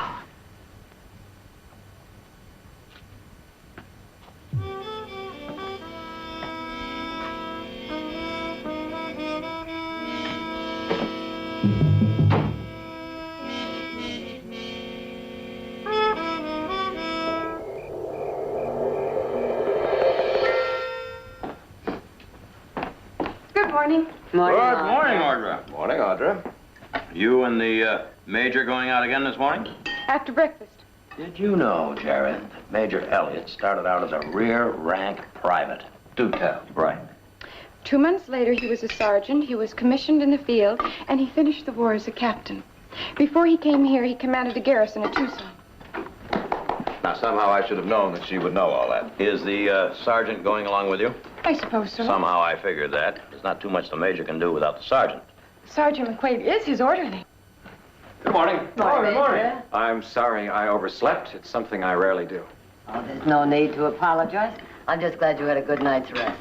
Actually, I didn't get to sleep till almost dawn. When I did, I slept like a child. Well, I've got to get out and prod those hired hands. Now that Heath is up in San Francisco, it leaves all the work to me. There'll be no gallivanting around now. Here? All right. Bye-bye. Major. Well, I'm afraid I have to be on my way, too. Mother, you are under strict orders to have a good day. Fine. You too, Major. Thank you. I'm sure I will.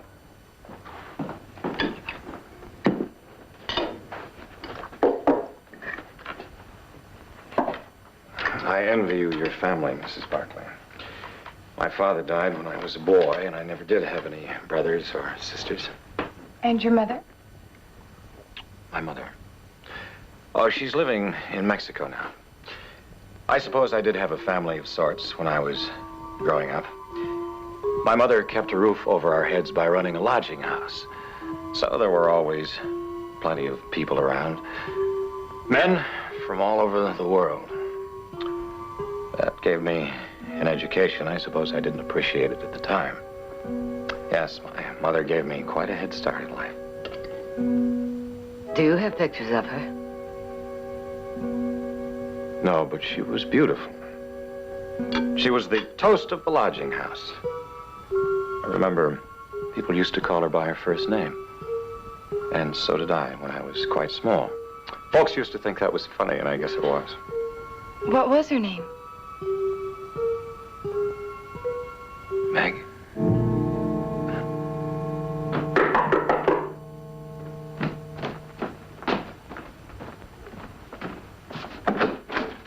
Well, hello, Fred. Come on in. Morning, Jared.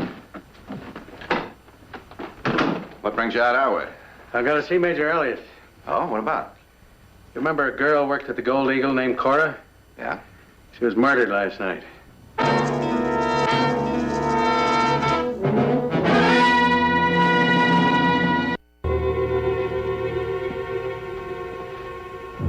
The bartender says that you were one of the last people to see Cora alive, Major.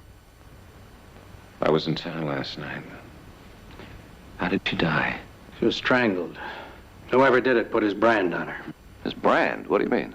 The letter A was burned into her shoulder with a match or lit cigar. Wasn't there a book by Hawthorne, The Scarlet Letter, where the heroine was forced to wear the letter A? Why? She was accused of being an adulteress. That's it. Oh, Major, how did it happen you were at the Gold Eagle so early this morning? I couldn't sleep. You recall my exchange with McQuaid about the wine last night? Yes, I do. Well, I'm still carrying some Confederate lead around in me, and it's painful. When it hurts too much and I can't sleep, alcohol will usually do the trick. However, our regimental surgeon prefers that I abstain until times of real need. Last night was one of those times. Major, was there anyone else in the saloon? Just the bartender and the unfortunate girl when I arrived. The bartender was alone when I left. Jared, do you remember Judd Crowley? Judd Crowley? Yeah, he used to work for us about a year ago. Yeah, that's the one. He's been helping out over at Kane's stable recently. The bartender says that Judd was giving Cora fits about something or other most of the night. So bad he had to throw him out just about the time you arrived. Yes, I remember now. He was so drunk he could hardly stand on his feet. Did you hear him threaten anyone? He said he was going to get a gun and come back. Yeah, that checks. Now, by any chance, did you happen to see him later? Well, as I recall, there's a stairway outside the building across the alley from the saloon. That's right. Go on. I have no idea where it leads.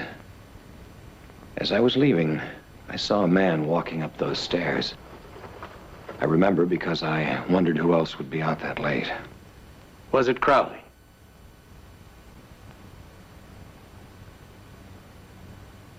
It was. Thank you, sir. It's Tucson all over again. Everything's exactly the same. We're all right. They don't suspect me. And I give you my oath it won't happen again. Your oath?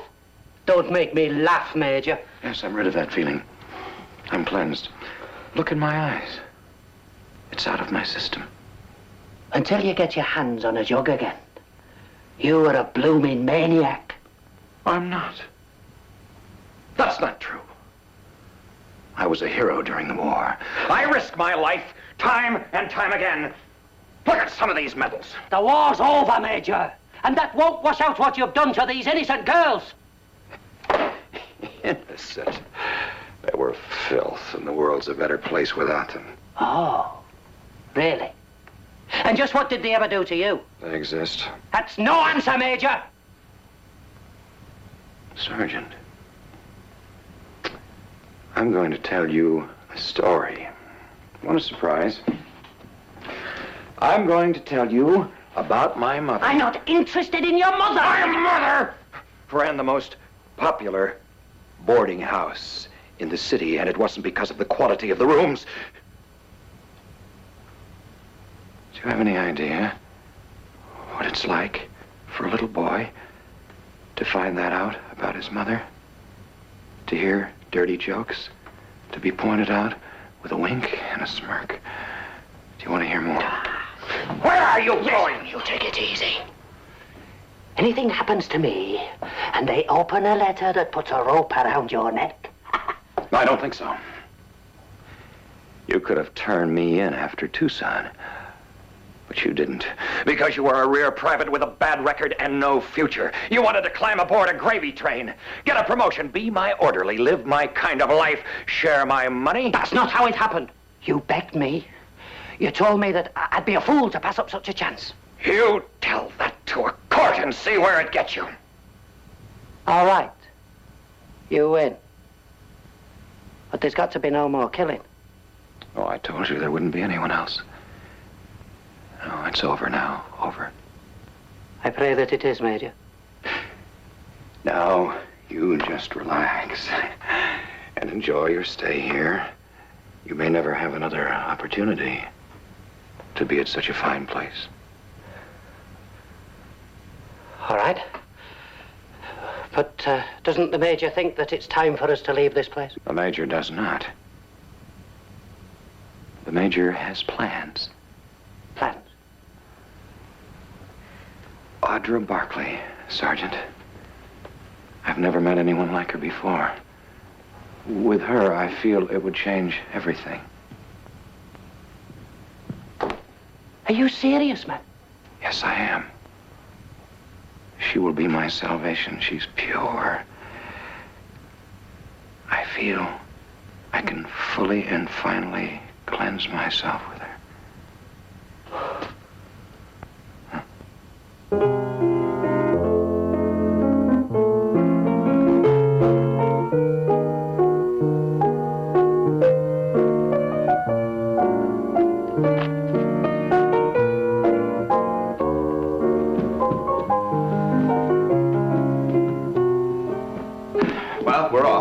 you sure you're going to be all right? Just fine.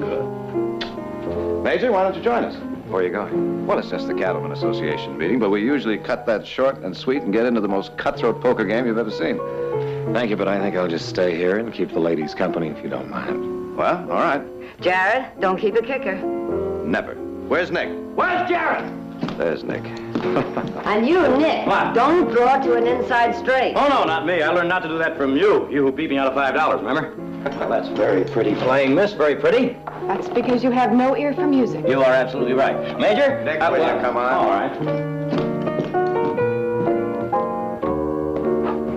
Oh, I'm sorry. I hope you ladies don't mind. Not a bit.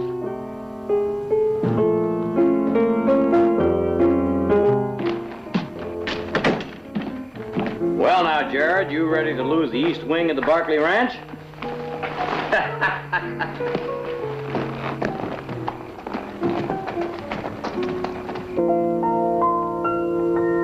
Please don't stop. Not now. You've heard my entire repertoire.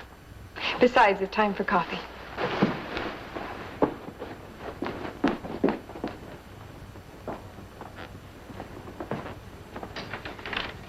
Mrs. Barkley. Hmm? I'm going to marry your daughter.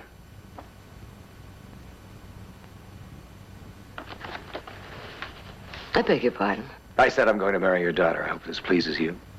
Major, well, we all admire you very much, and we are very grateful to you for what you have done, but... Am I to understand that you're rejecting me? Oh, no, no, no. In the final analysis, Audra's wishes are all that are important. But you barely know each other. Aren't you being a bit hasty? Hasty? Well, who knows how much life is left for you, for me, for anyone? Can't you see? What's the matter?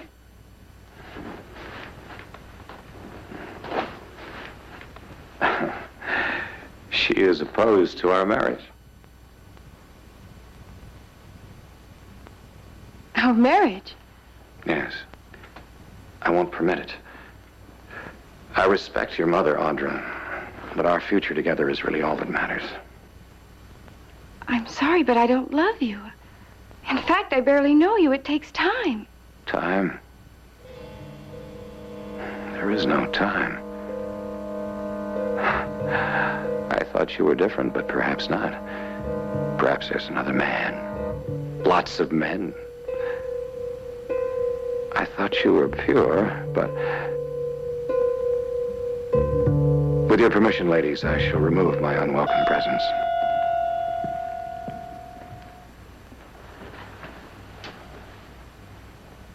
I've never seen him act like that. Oh, Audra, he's a strange man. A very strange man.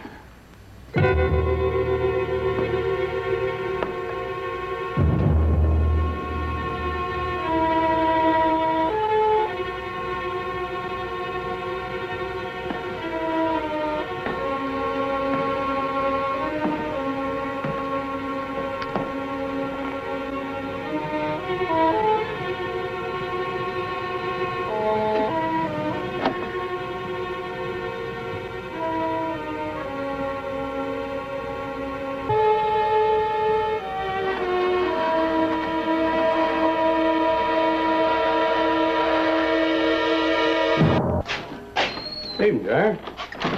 Oh, Fred. Join me in a bite? No, thanks. Coffee hot? Sure, help yourself. How are you doing with Judd Crowley? Hmm? Oh, you mean has he confessed? No, as a matter of fact, he keeps hollering he didn't do it. What do you think, Fred? You know it doesn't make any difference what I think, Jared. It's up to the judge and the jury. I mean just between us. Well, all right. He's making a believer out of me, Jared. If it wasn't for Major Elliott identifying him the way he did, I don't think I'd even be holding him.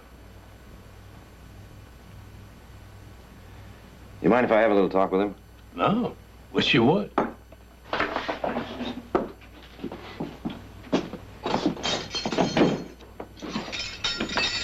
Judge, you got a visitor. Call when you're through. Thanks, Fred.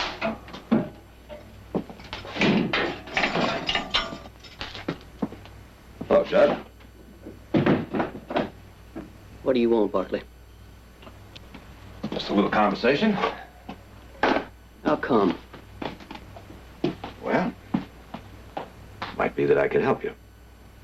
The last help I got from a Barkley was a boot in the seat of my britches. That's because you were drunk, Judd. Mean, fighting drunk, just once too often. Nick warned you about it, you didn't listen. Well, I've been doing this fine without the Barkleys, thank you. Sure you have. That's why you're lying here in jail, booked on suspicion of murder. I didn't do it. I suppose you tell me about it. Some people get all the breaks, that's all. I've been kicked around all my life.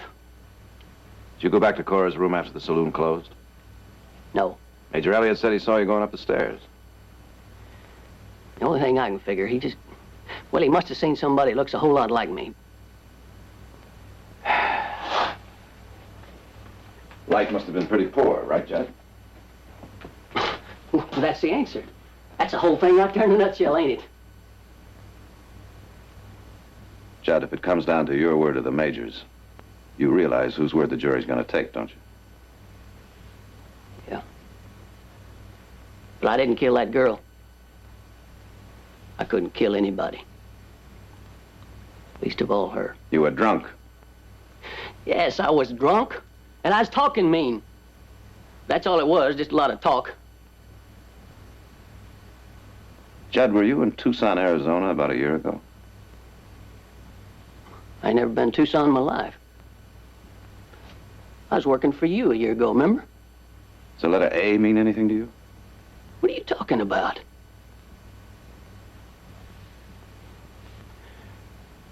I never learned how to read and write. Mr. Barkley, I'm going to tell you something. You probably ain't going to believe it. Why don't you try me, Judd? I was in love with that girl.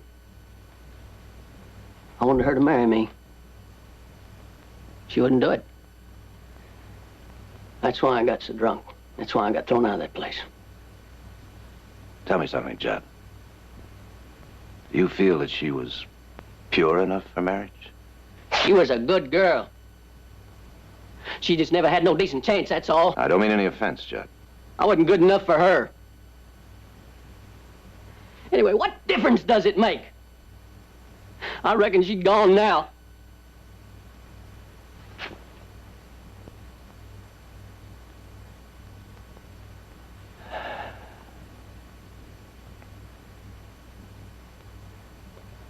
Fred?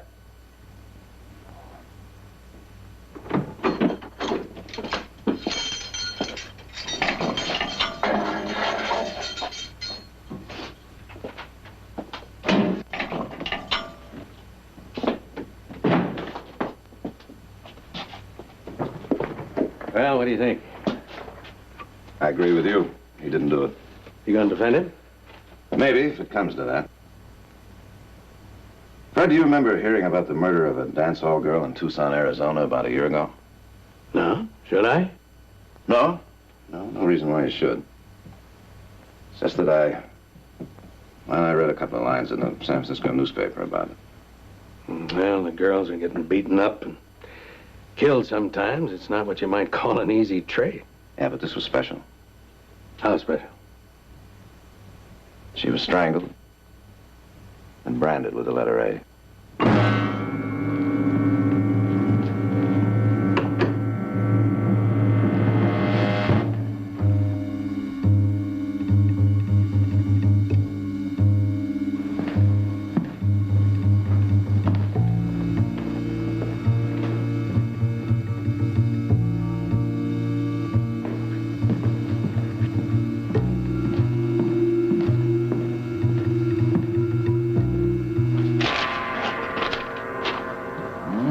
Just to go with the sheriff of Tucson, Arizona. That's right. Saloon girl murdered and branded.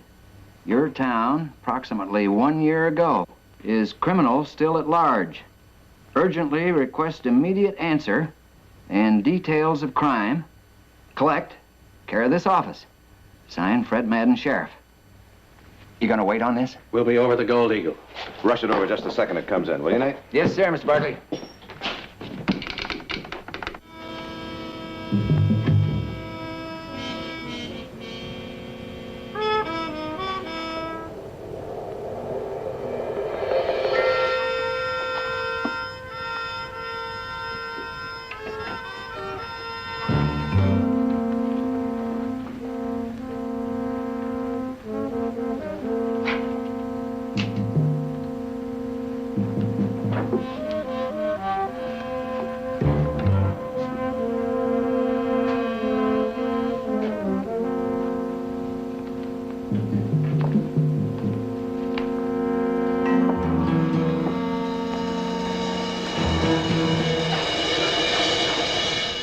I was wondering when you were going to try it, Sergeant.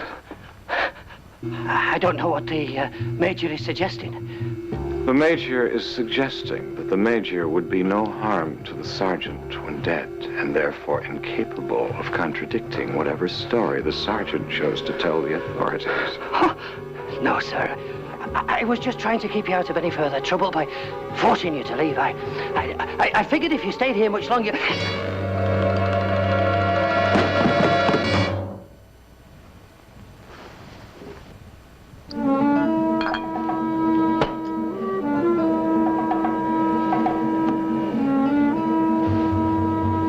Brave men of Dollar Creek.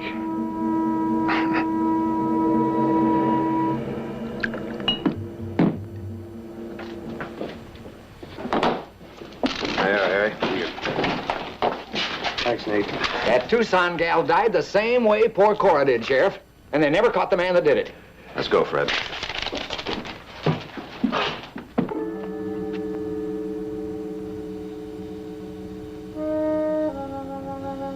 Major Elliott?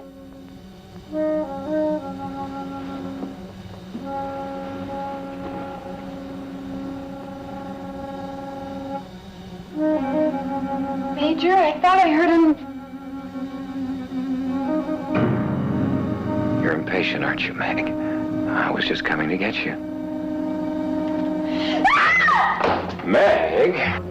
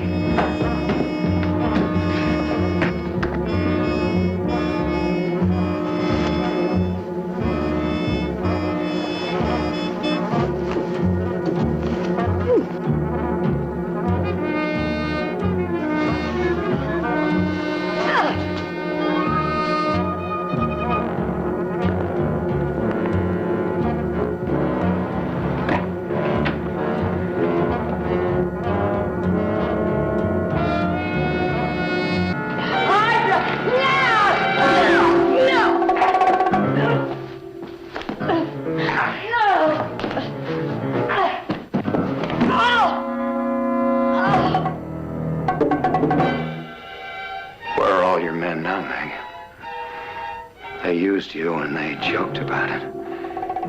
But they can't help you now, can they, Meg? I loved you, Meg. I could kill you quickly, you know.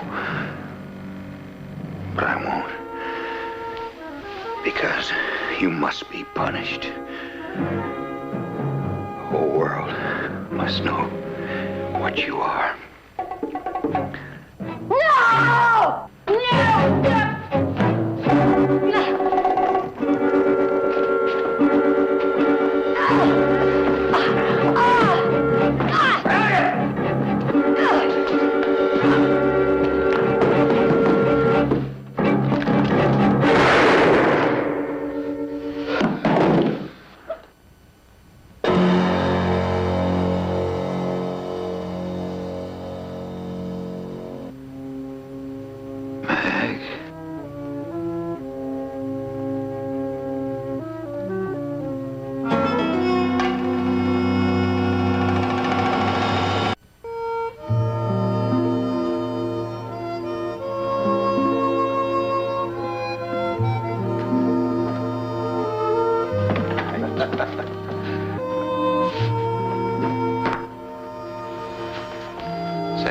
see what I see? And just what do you think you're doing? Demonstrating the fact I'm no longer an invalid. I may even cook dinner for you tonight. He's coming home. Audra, I made it all by myself. I don't believe it. I did. She certainly did. Well. All right, you two, what's going on? Well, we just got through talking to the Army. Seems they're very well satisfied with the North 40. Oh? Of course, we told them we didn't think so, but we'd let them know. Well, why not? It would be good for the town and good for us, too, wouldn't it? Atta girl, Audra. Nick, what do you say we take care of that little thing? All righty. Bye, Mother. Audra. I guess they were afraid they'd stir up some bad memories. You know, it's strange, Mother. He was so brave and yet so gentle. I wonder what changed him into another man. I don't know, Audra. I don't know. Because they were... I'll tell you what I think. I think them stinking Murphy boys are the one that scattered him. You don't want to know why? I'll tell you why. Because they happen to know we're in the middle of a roundup, and they're just mean enough to spook them out on us. That's what you think, huh? That is what I think. I also think I ought to go over there and bash a couple of Murphy heads together. Well, you're getting so heated up, I think you ought to do that. I just might do that. You want to come along? No, thanks. Well, I'll go alone then. You know, Nick, sometimes you get so brave you scare me. Yeah, well, now what are you staring at? I wonder what those buzzards are staring at. Well, there's one way to find out, isn't there? I know. Let's go look. All right, come on, get.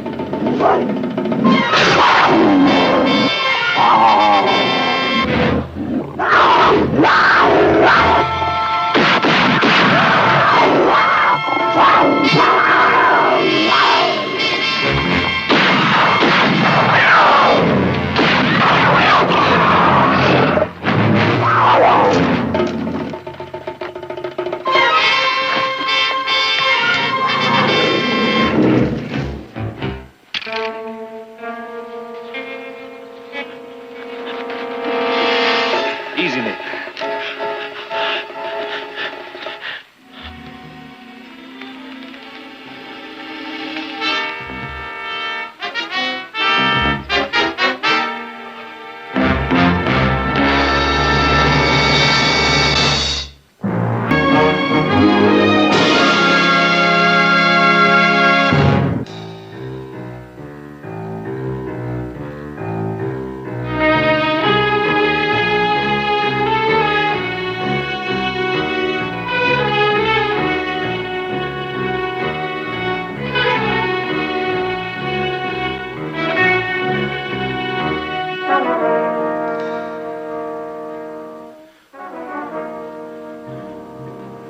Sorry, Nick. I know that's painful.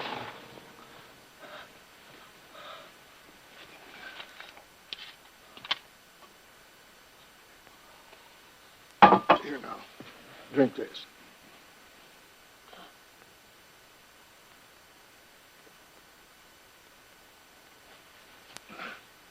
Now, lie back.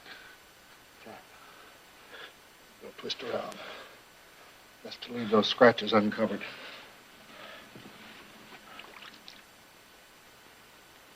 All right, Nick?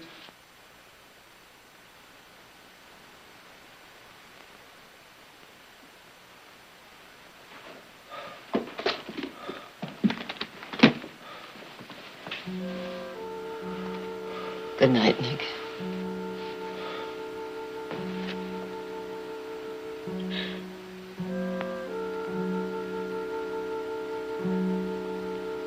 Well, you've been talking about having a vacation. Here you are. You can sleep all day and have your meal served to you in bed. I'll get you a bell and you can ring it when you're hungry. What? I've been trying to tell you how lucky you are.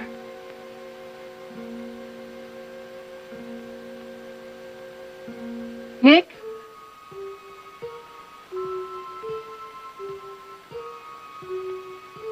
Are you all right?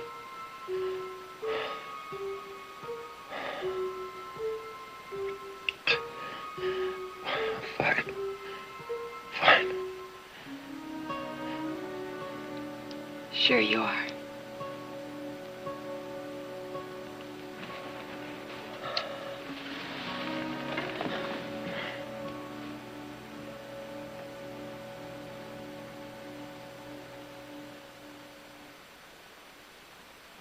How is he? Well, he's got 3 broken ribs and some nasty lacerations on his legs and chest. That cat did quite a job on him. Quite a job. Knowing Nick, however, he'll probably decide the whole thing was nothing at all and be trying to kick up his heels in a day or two. But don't let him. Keep him in bed for 3 days at least. Then slowly let him get up and move around. He'll be all right if you don't let him push it. Doctor, he seems so strange. Yes, what is it? He looks at you, but it's as if he isn't seeing you. Well, that's only natural. He's still in a state of shock. He'll pull out of it all right. I'll look in on him tomorrow. Maybe around lunchtime, if you still have some of that pickled goose in the cooler. You've just gotten yourself an invitation. Good. In the meantime, Victoria, get yourself some sleep. Good night. Thank you.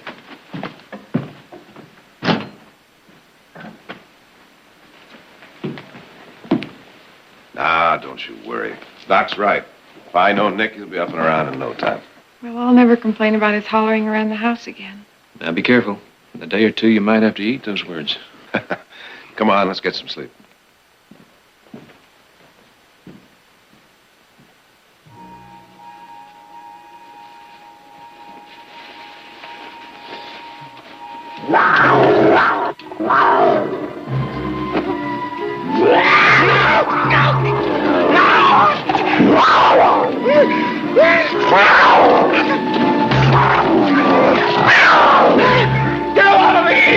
Get him off of me! Get him off of me! Get him off of me! Get him off!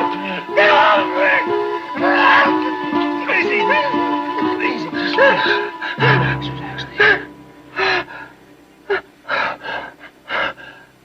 me! You're right.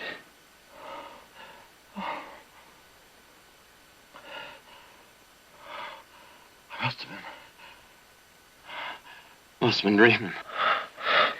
You raised me about a foot off the floor. Sorry.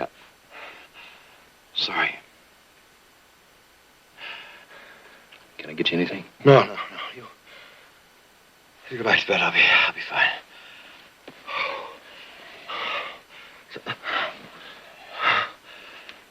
Go on back to bed. It's okay. You rest easy here.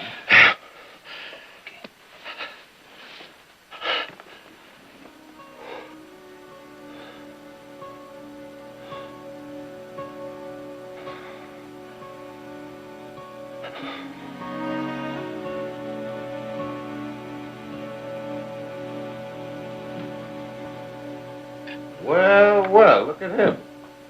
I'd say he's practically ready for a foot race. A short walk to the breakfast table will do for today. He might be a little stiff on the outside, but his belly must be working all right. Empty sack won't stand up, you know.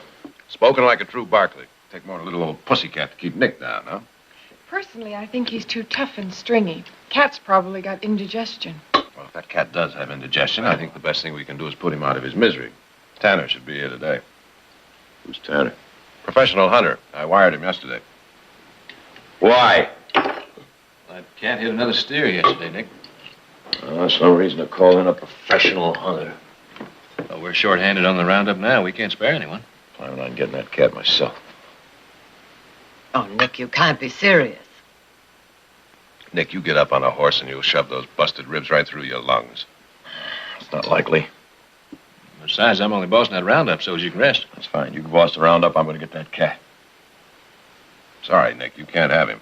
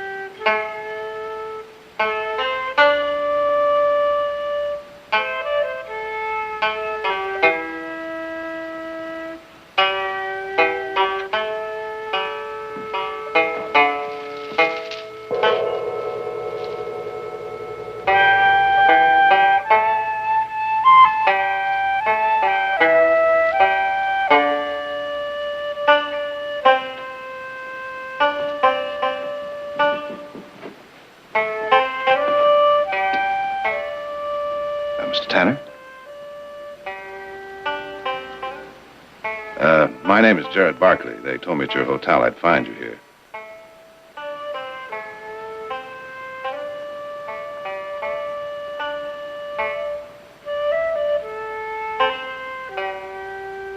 If you don't mind, I'd like to have a little talk.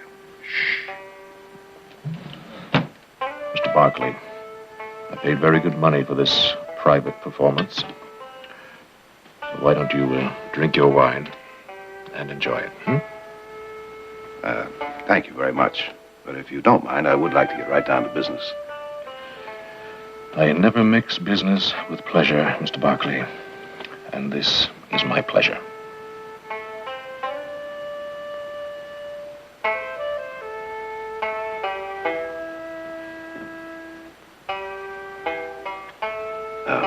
Tell me, Mr. Tanner, how much longer does this performance last? Another 2 hours. Well, if you don't mind, I have some other things I'd like to take care of, so maybe you could meet me in my office after this is over with. Relax, Mr. Barkley. Culture is good for the soul. You'll just try a little of this rice wine. I'll explain to you what's going on.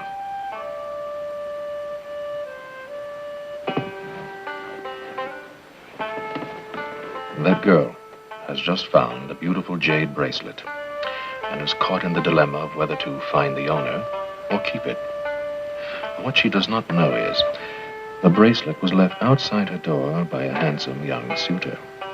She couldn't accept an outright gift from him, so he has chosen this subterfuge to get it into her hands.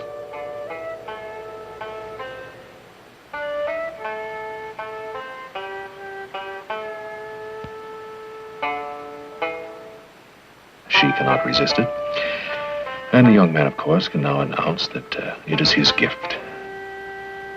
You see the subtlety of the Oriental mind, Mr. Barkley. Oh, yes, perfectly. Good.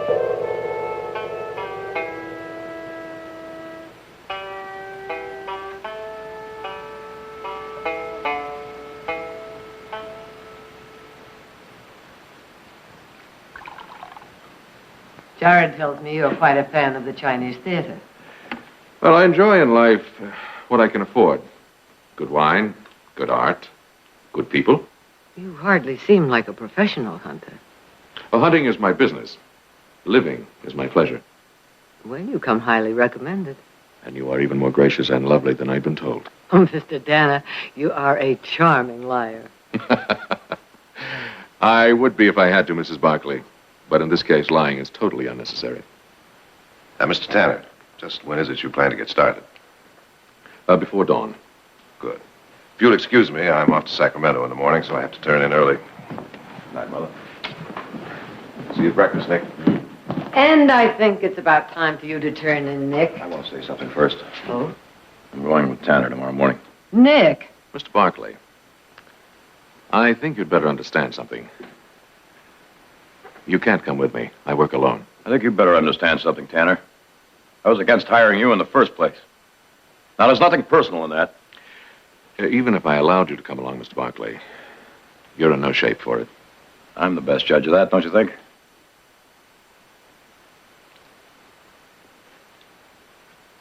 Well, there's no point in pursuing this any farther. You hired me to hunt down the cat. That's what I'm going to do. Alone. Good night. Nick, I thought we settled all this at breakfast. You were going to stay here and rest. Now, Mother, this I'm a doesn't- fast mender. Probably a medical marvel. Nick, Now, what do I have to do to convince you? Would you like me to run around the house a couple of times holding my breath? Or maybe you'd like to see me jump the corral fence? Oh, come on, Mother, stop frowning. Look at this smiling face. I'm the picture of health. Nick. I won't buy it, Nick. Mother, that cat hit at me, and I'm going to hit back. Revenge. Oh, for heaven's sake, Nick, that cat is a dumb animal. You're a man with intelligence and reason. You don't need revenge. It's getting late, and I got to get up pretty early in the morning. I best get some sleep. Good night. Nick. There's more to it, isn't there? It's just something I have to do. So. Good night.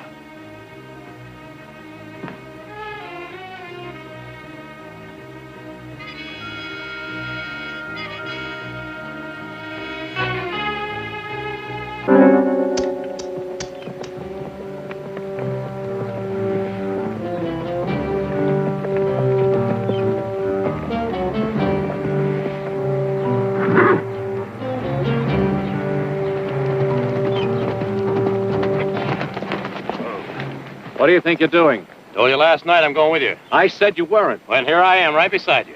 Barkley, that is not an ordinary cat.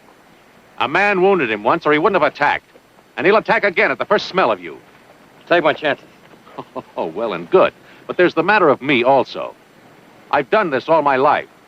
I know more than most, and that edge keeps me alive. Well, I'm not about to take away that edge, Tanner. But trying or not you will, you're a cripple and an amateur. I won't risk taking you along. Well, then you best go back to the ranch and pick up your fee, because I'll go it alone anyway.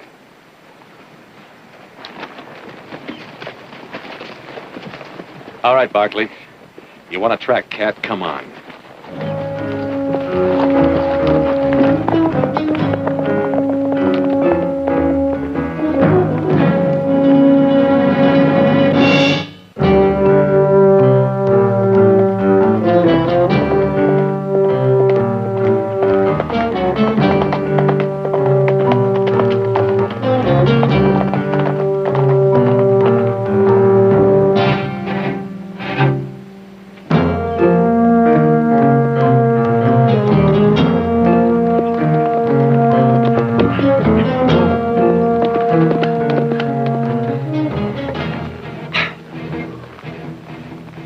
Tired, Barkley?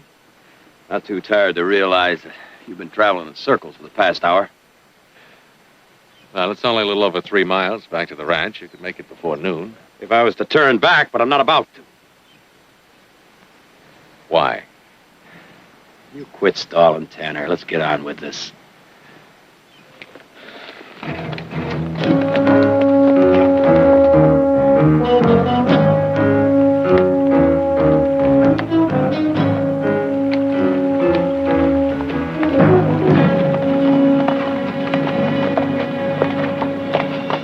I couldn't keep you from coming along with me. It doesn't mean I have to explain my moves to you. Uh-huh. Well, the way I got it figured is since that cat's been fired at the last 3 times he's been near the herd, he's probably gone up high and let things cool off a bit. Well, that's pretty fair figuring, Mr. Barkley. Glad to see you're aware of what's happening. Well, I was just checking to see that your thinking was correct, Mr. Tanner. Well, since you're so knowledgeable on the subject, maybe you could tell me what my next move should be. Well, I'd say since we think that the cat is in this area, it'd be wise to stake out some fresh meat. Not bad. As soon as I decide the right place to do that, I'll just give it a try.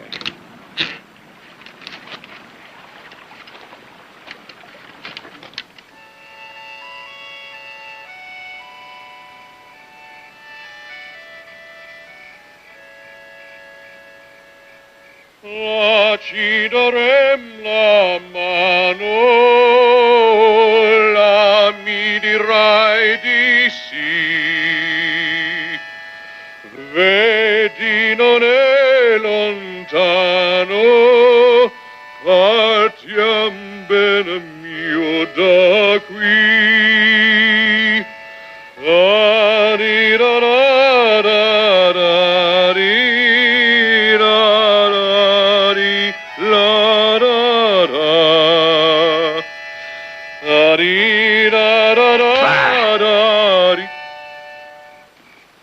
You don't like Mozart, Mr. Barkley? Well, it's just bad coffee, and I don't like waiting. First rule of the hunter, Mr. Barkley, learn how to wait it out. We staked fresh meat out for that cat 2 days ago, and he ain't showed up. I don't think he's anywhere in this area. Well, I hope that cat isn't as impatient to get to you, Mr. Barkley, as you are to get to him.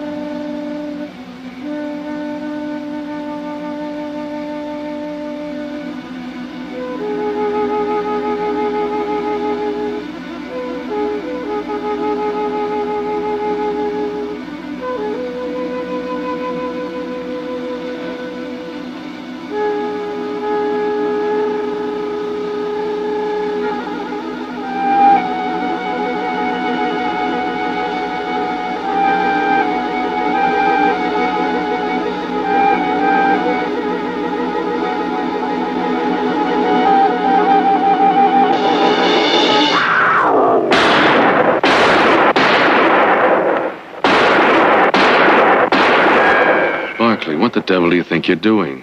The cat. Right over in the rocks. The cat. That cat won't come near this fire, and you know it. But I tell you, I saw him. Barkley, the only cat around here is the one in your head.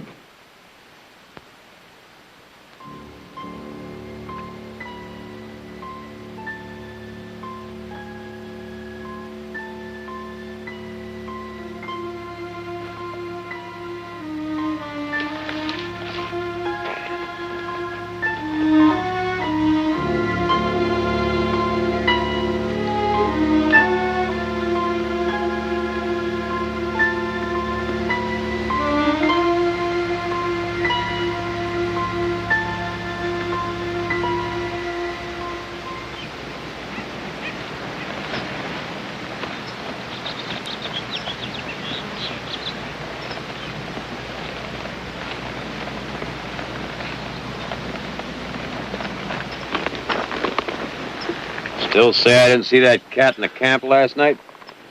Well, since he supposedly was standing on the rocks where he couldn't leave tracks, you'll never know, will you? You mean you'll never know? He came down to feed from up there.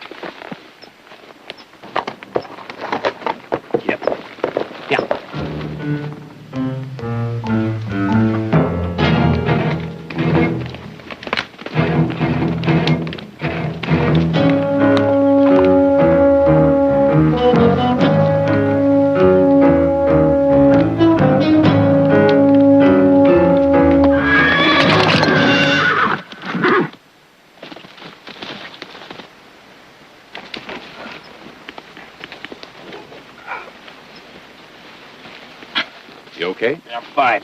Sure, you're in great shape. But I'm fine. You're caving in. Now, why don't you sit down before you fall down?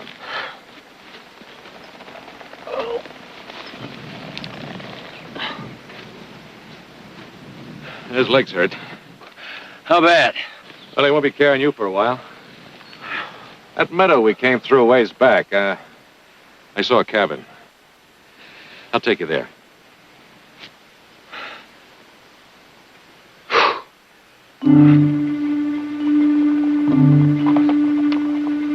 Hello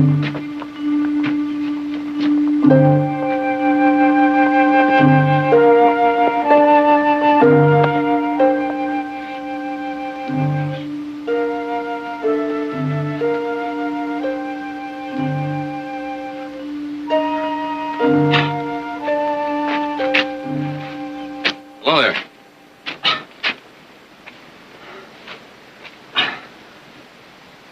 What happened to him?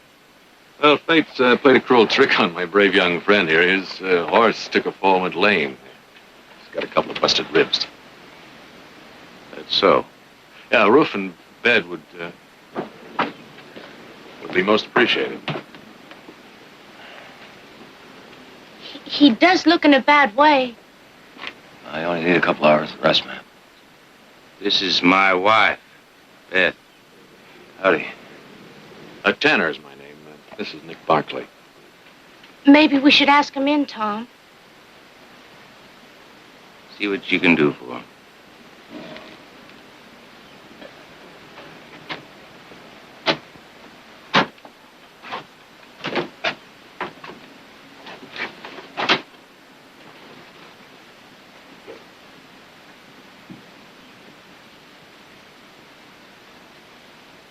Something wrong? You, play poker? Oh, yes. Little. Once in a while. Low stakes, of course. Yeah.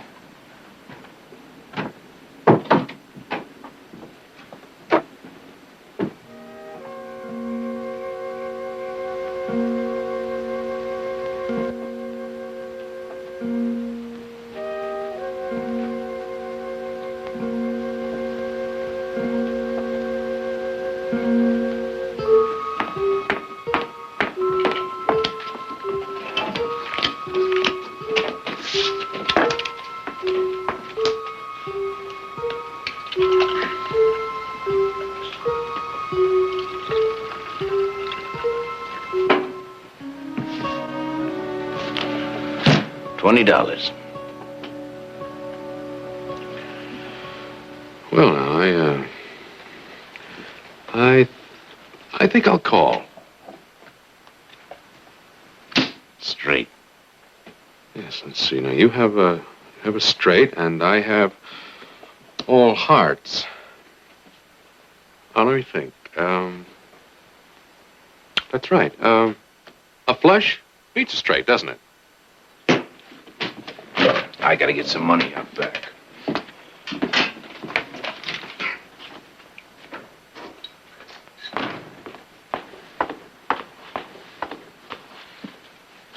Here. Try a little of this, Mr. Barkley. What is it? It's a special broth I fixed for Oh. you. No, that's very good, thank you. Why, you're a generous and sweet angel of mercy, Mrs. Giles. I'm not really Mrs. Giles. You're not? No. Mr. Giles won me from a saloon keeper in a poker game.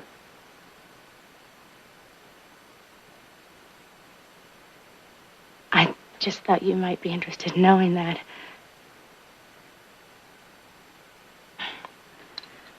Now, drink your soup.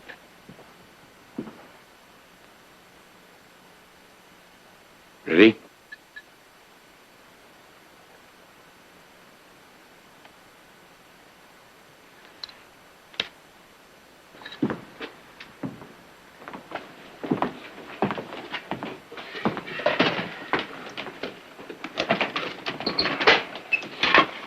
Now, I'd say we, raise the ante, Mr. Tanner. You mean play for more money? It's a general idea.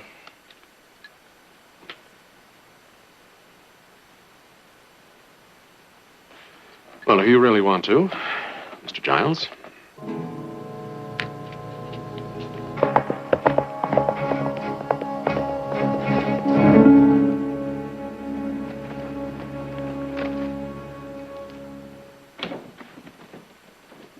Jared, Good evening, Mrs. Barkley. I didn't hear you ride up.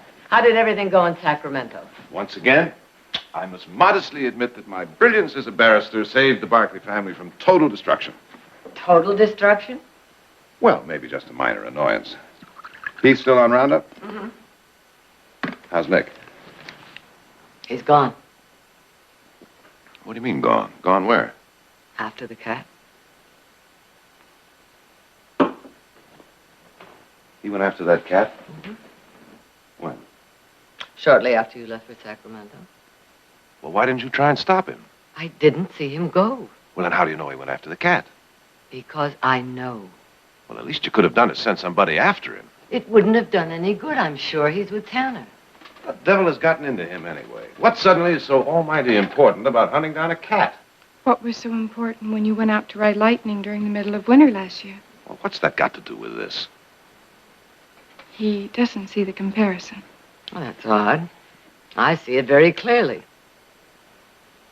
You wanted to break the horse. Instead, the horse broke your leg. Well, that... So at midnight, with your leg in splints, you sneak out of the house and climb on the poor animal's back.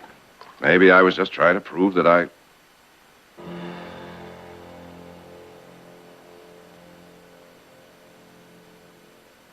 And maybe I see the comparison after all. We'll just have to wait until he gets back. We'll just have to wait.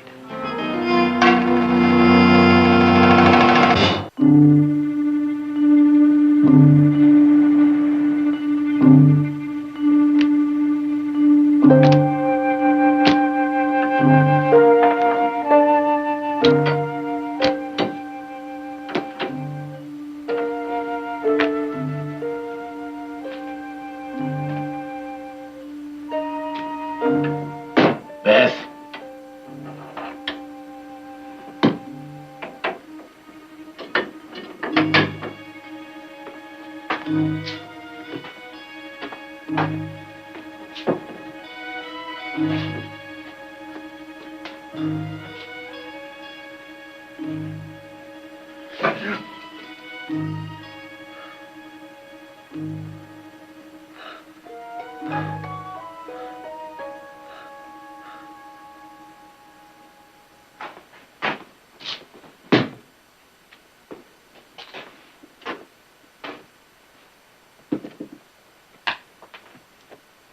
You keep staring at me. Sorry. I keep getting the feeling that maybe we've met before. We haven't. I don't usually forget a face. You never forgot mine. Because you never saw it before.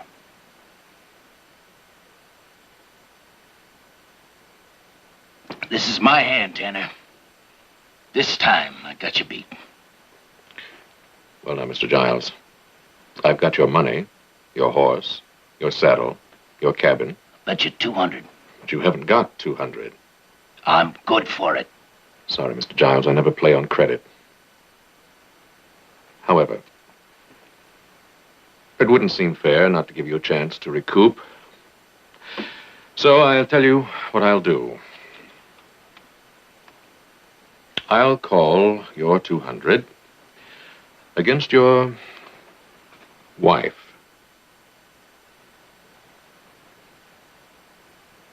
If the lady is agreeable,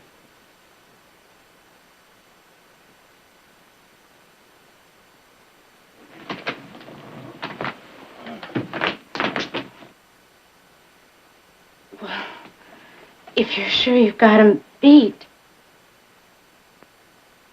All right. All right. 3 aces. I have 3 queens. And 2 nines. You stinking. You cheated me. Mr. Giles, what makes you say that?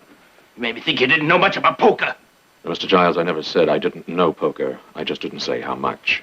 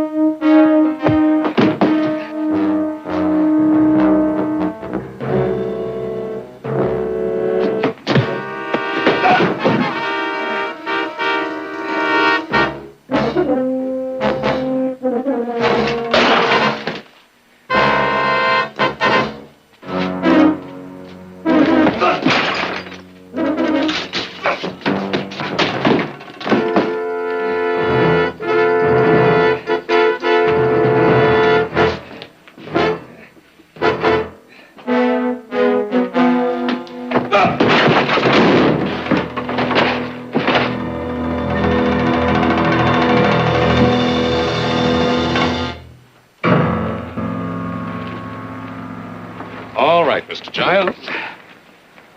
Now, even though you are a very poor loser, I'm going to be very kind to you. I'm going to let you go over there and get that horse. Just the horse. Because I'm going to keep the saddle. And I'm going to let you ride out of here, all right? All right.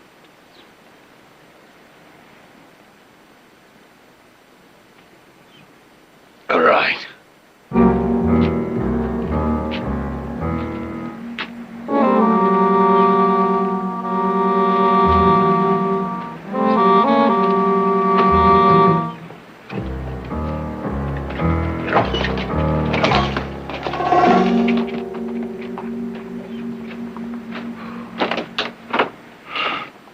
What's happening? Well, there he is. Oh, bright-eyed like a hungry fox. Did you sleep well, Mr. Barkley? What's going on? What was all that fighting about? The evils of gambling. He was a very poor loser. Oh, well, we best get moving. Right you are. But you have got to do one thing first. What's that? You have got to put your boots on. Oh, well, yeah. You kind of like him, don't you? Yes. Good. Then, keep him here. You're leaving him with me? Mm-hmm. He keeps chasing that cat in his condition, he'll kill himself. Aren't you going to say goodbye to him? No, it's best I don't. He can be a little stubborn sometimes. I'll, stop on my way back down the hill. If you hear 3 shots, put the skillet on, because I'm going to be hungry. Oh, have fun.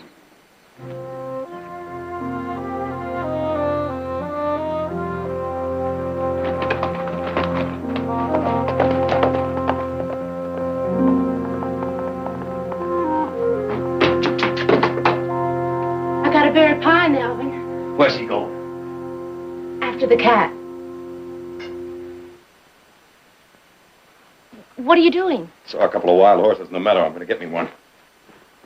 But you're not well. And Mr. Tanner said for me to take care of you. You tell Mr. Tanner that you tried. When I catch up with him. Nick.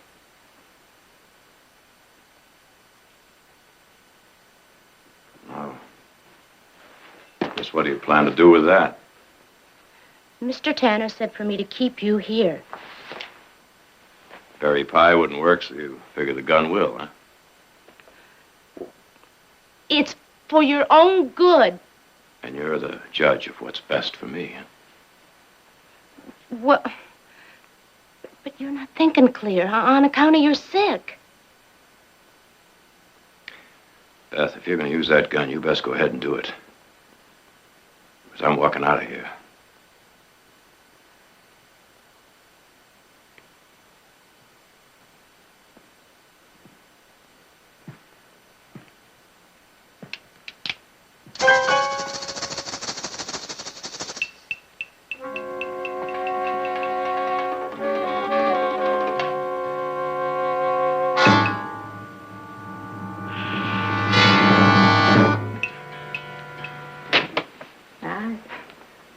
I guess my pa was right.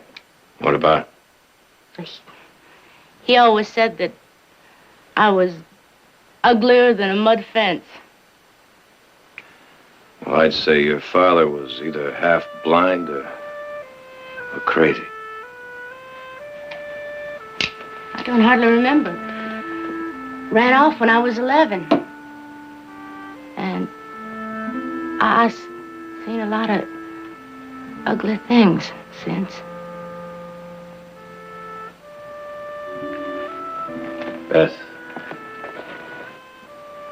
I don't know what you've seen, but you've gotten a lot prettier than that mud fence.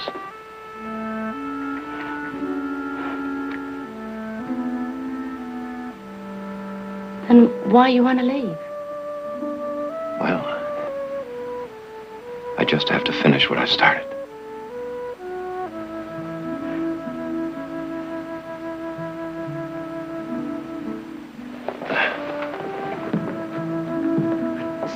Stop on your way back?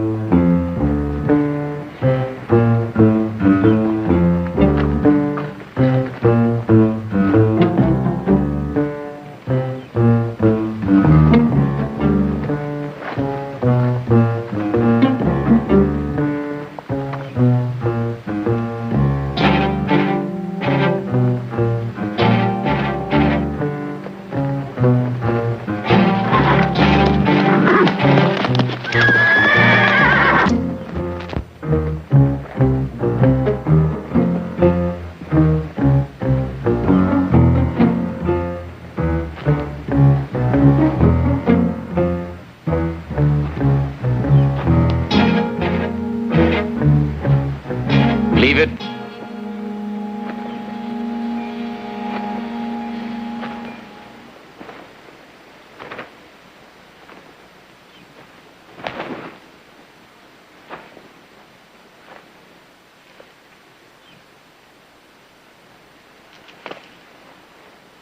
Mr. Giles, where did you find that rifle?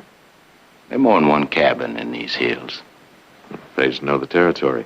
I suppose you want your money back. Mostly. I want your hide. You know that feeling I had about knowing you before? Now I know where I saw your face. They say a man's memory improves sometimes. Just before he dies. Stanton. Ted Stanton. And your face was on a wanted poster in Stockton. You'll recall, I used this on more than one man. You know the law has thought you dead for a long time. I was living a quiet life. You took my comforts. Shamed me in front of my woman. I hope you're ready for your comforts. Put that rifle down. Put down that rifle.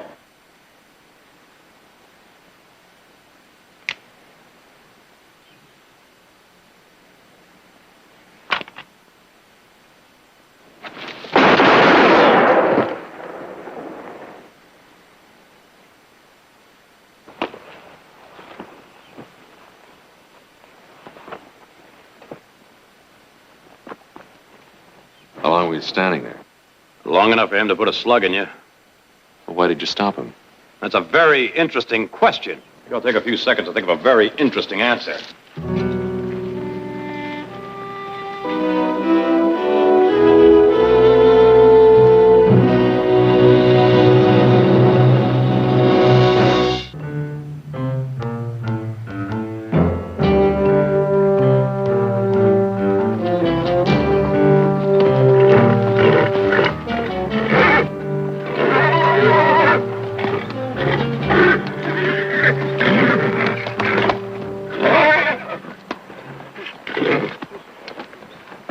Barkley, you're asking for trouble. You know that, don't you? You don't hunt a cat with a spooky horse. Nothing wrong with this horse. Oh, sure. Saddle on its back for a couple of weeks, it'll be fine. But right now, you two are strangers. We'll get acquainted. There's no time. That cat's pretty close. Now, if you can't control that animal, we could get in trouble. That's my worry. Let's move out. You know, Barkley, you're not a coward.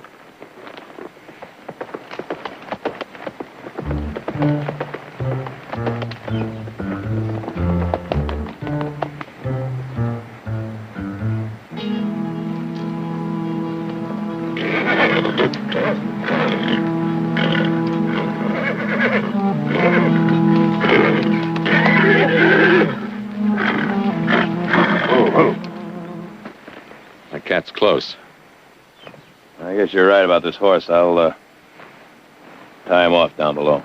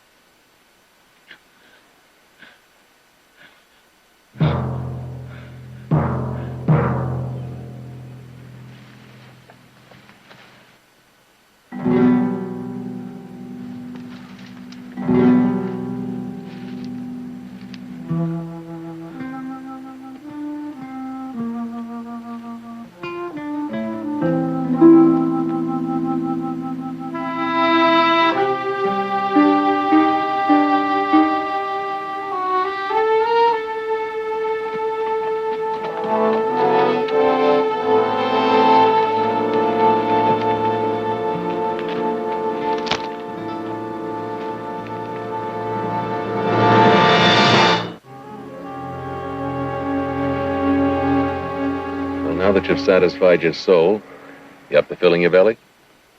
I promised that angel of mercy I'd fire 3 shots so she could put the skillet on for us. Jammed. It's jammed. How long has it been jammed? I guess we'll never know.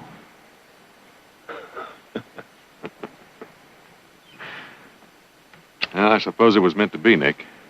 What's that? It was your cat. Yeah. It was my cat.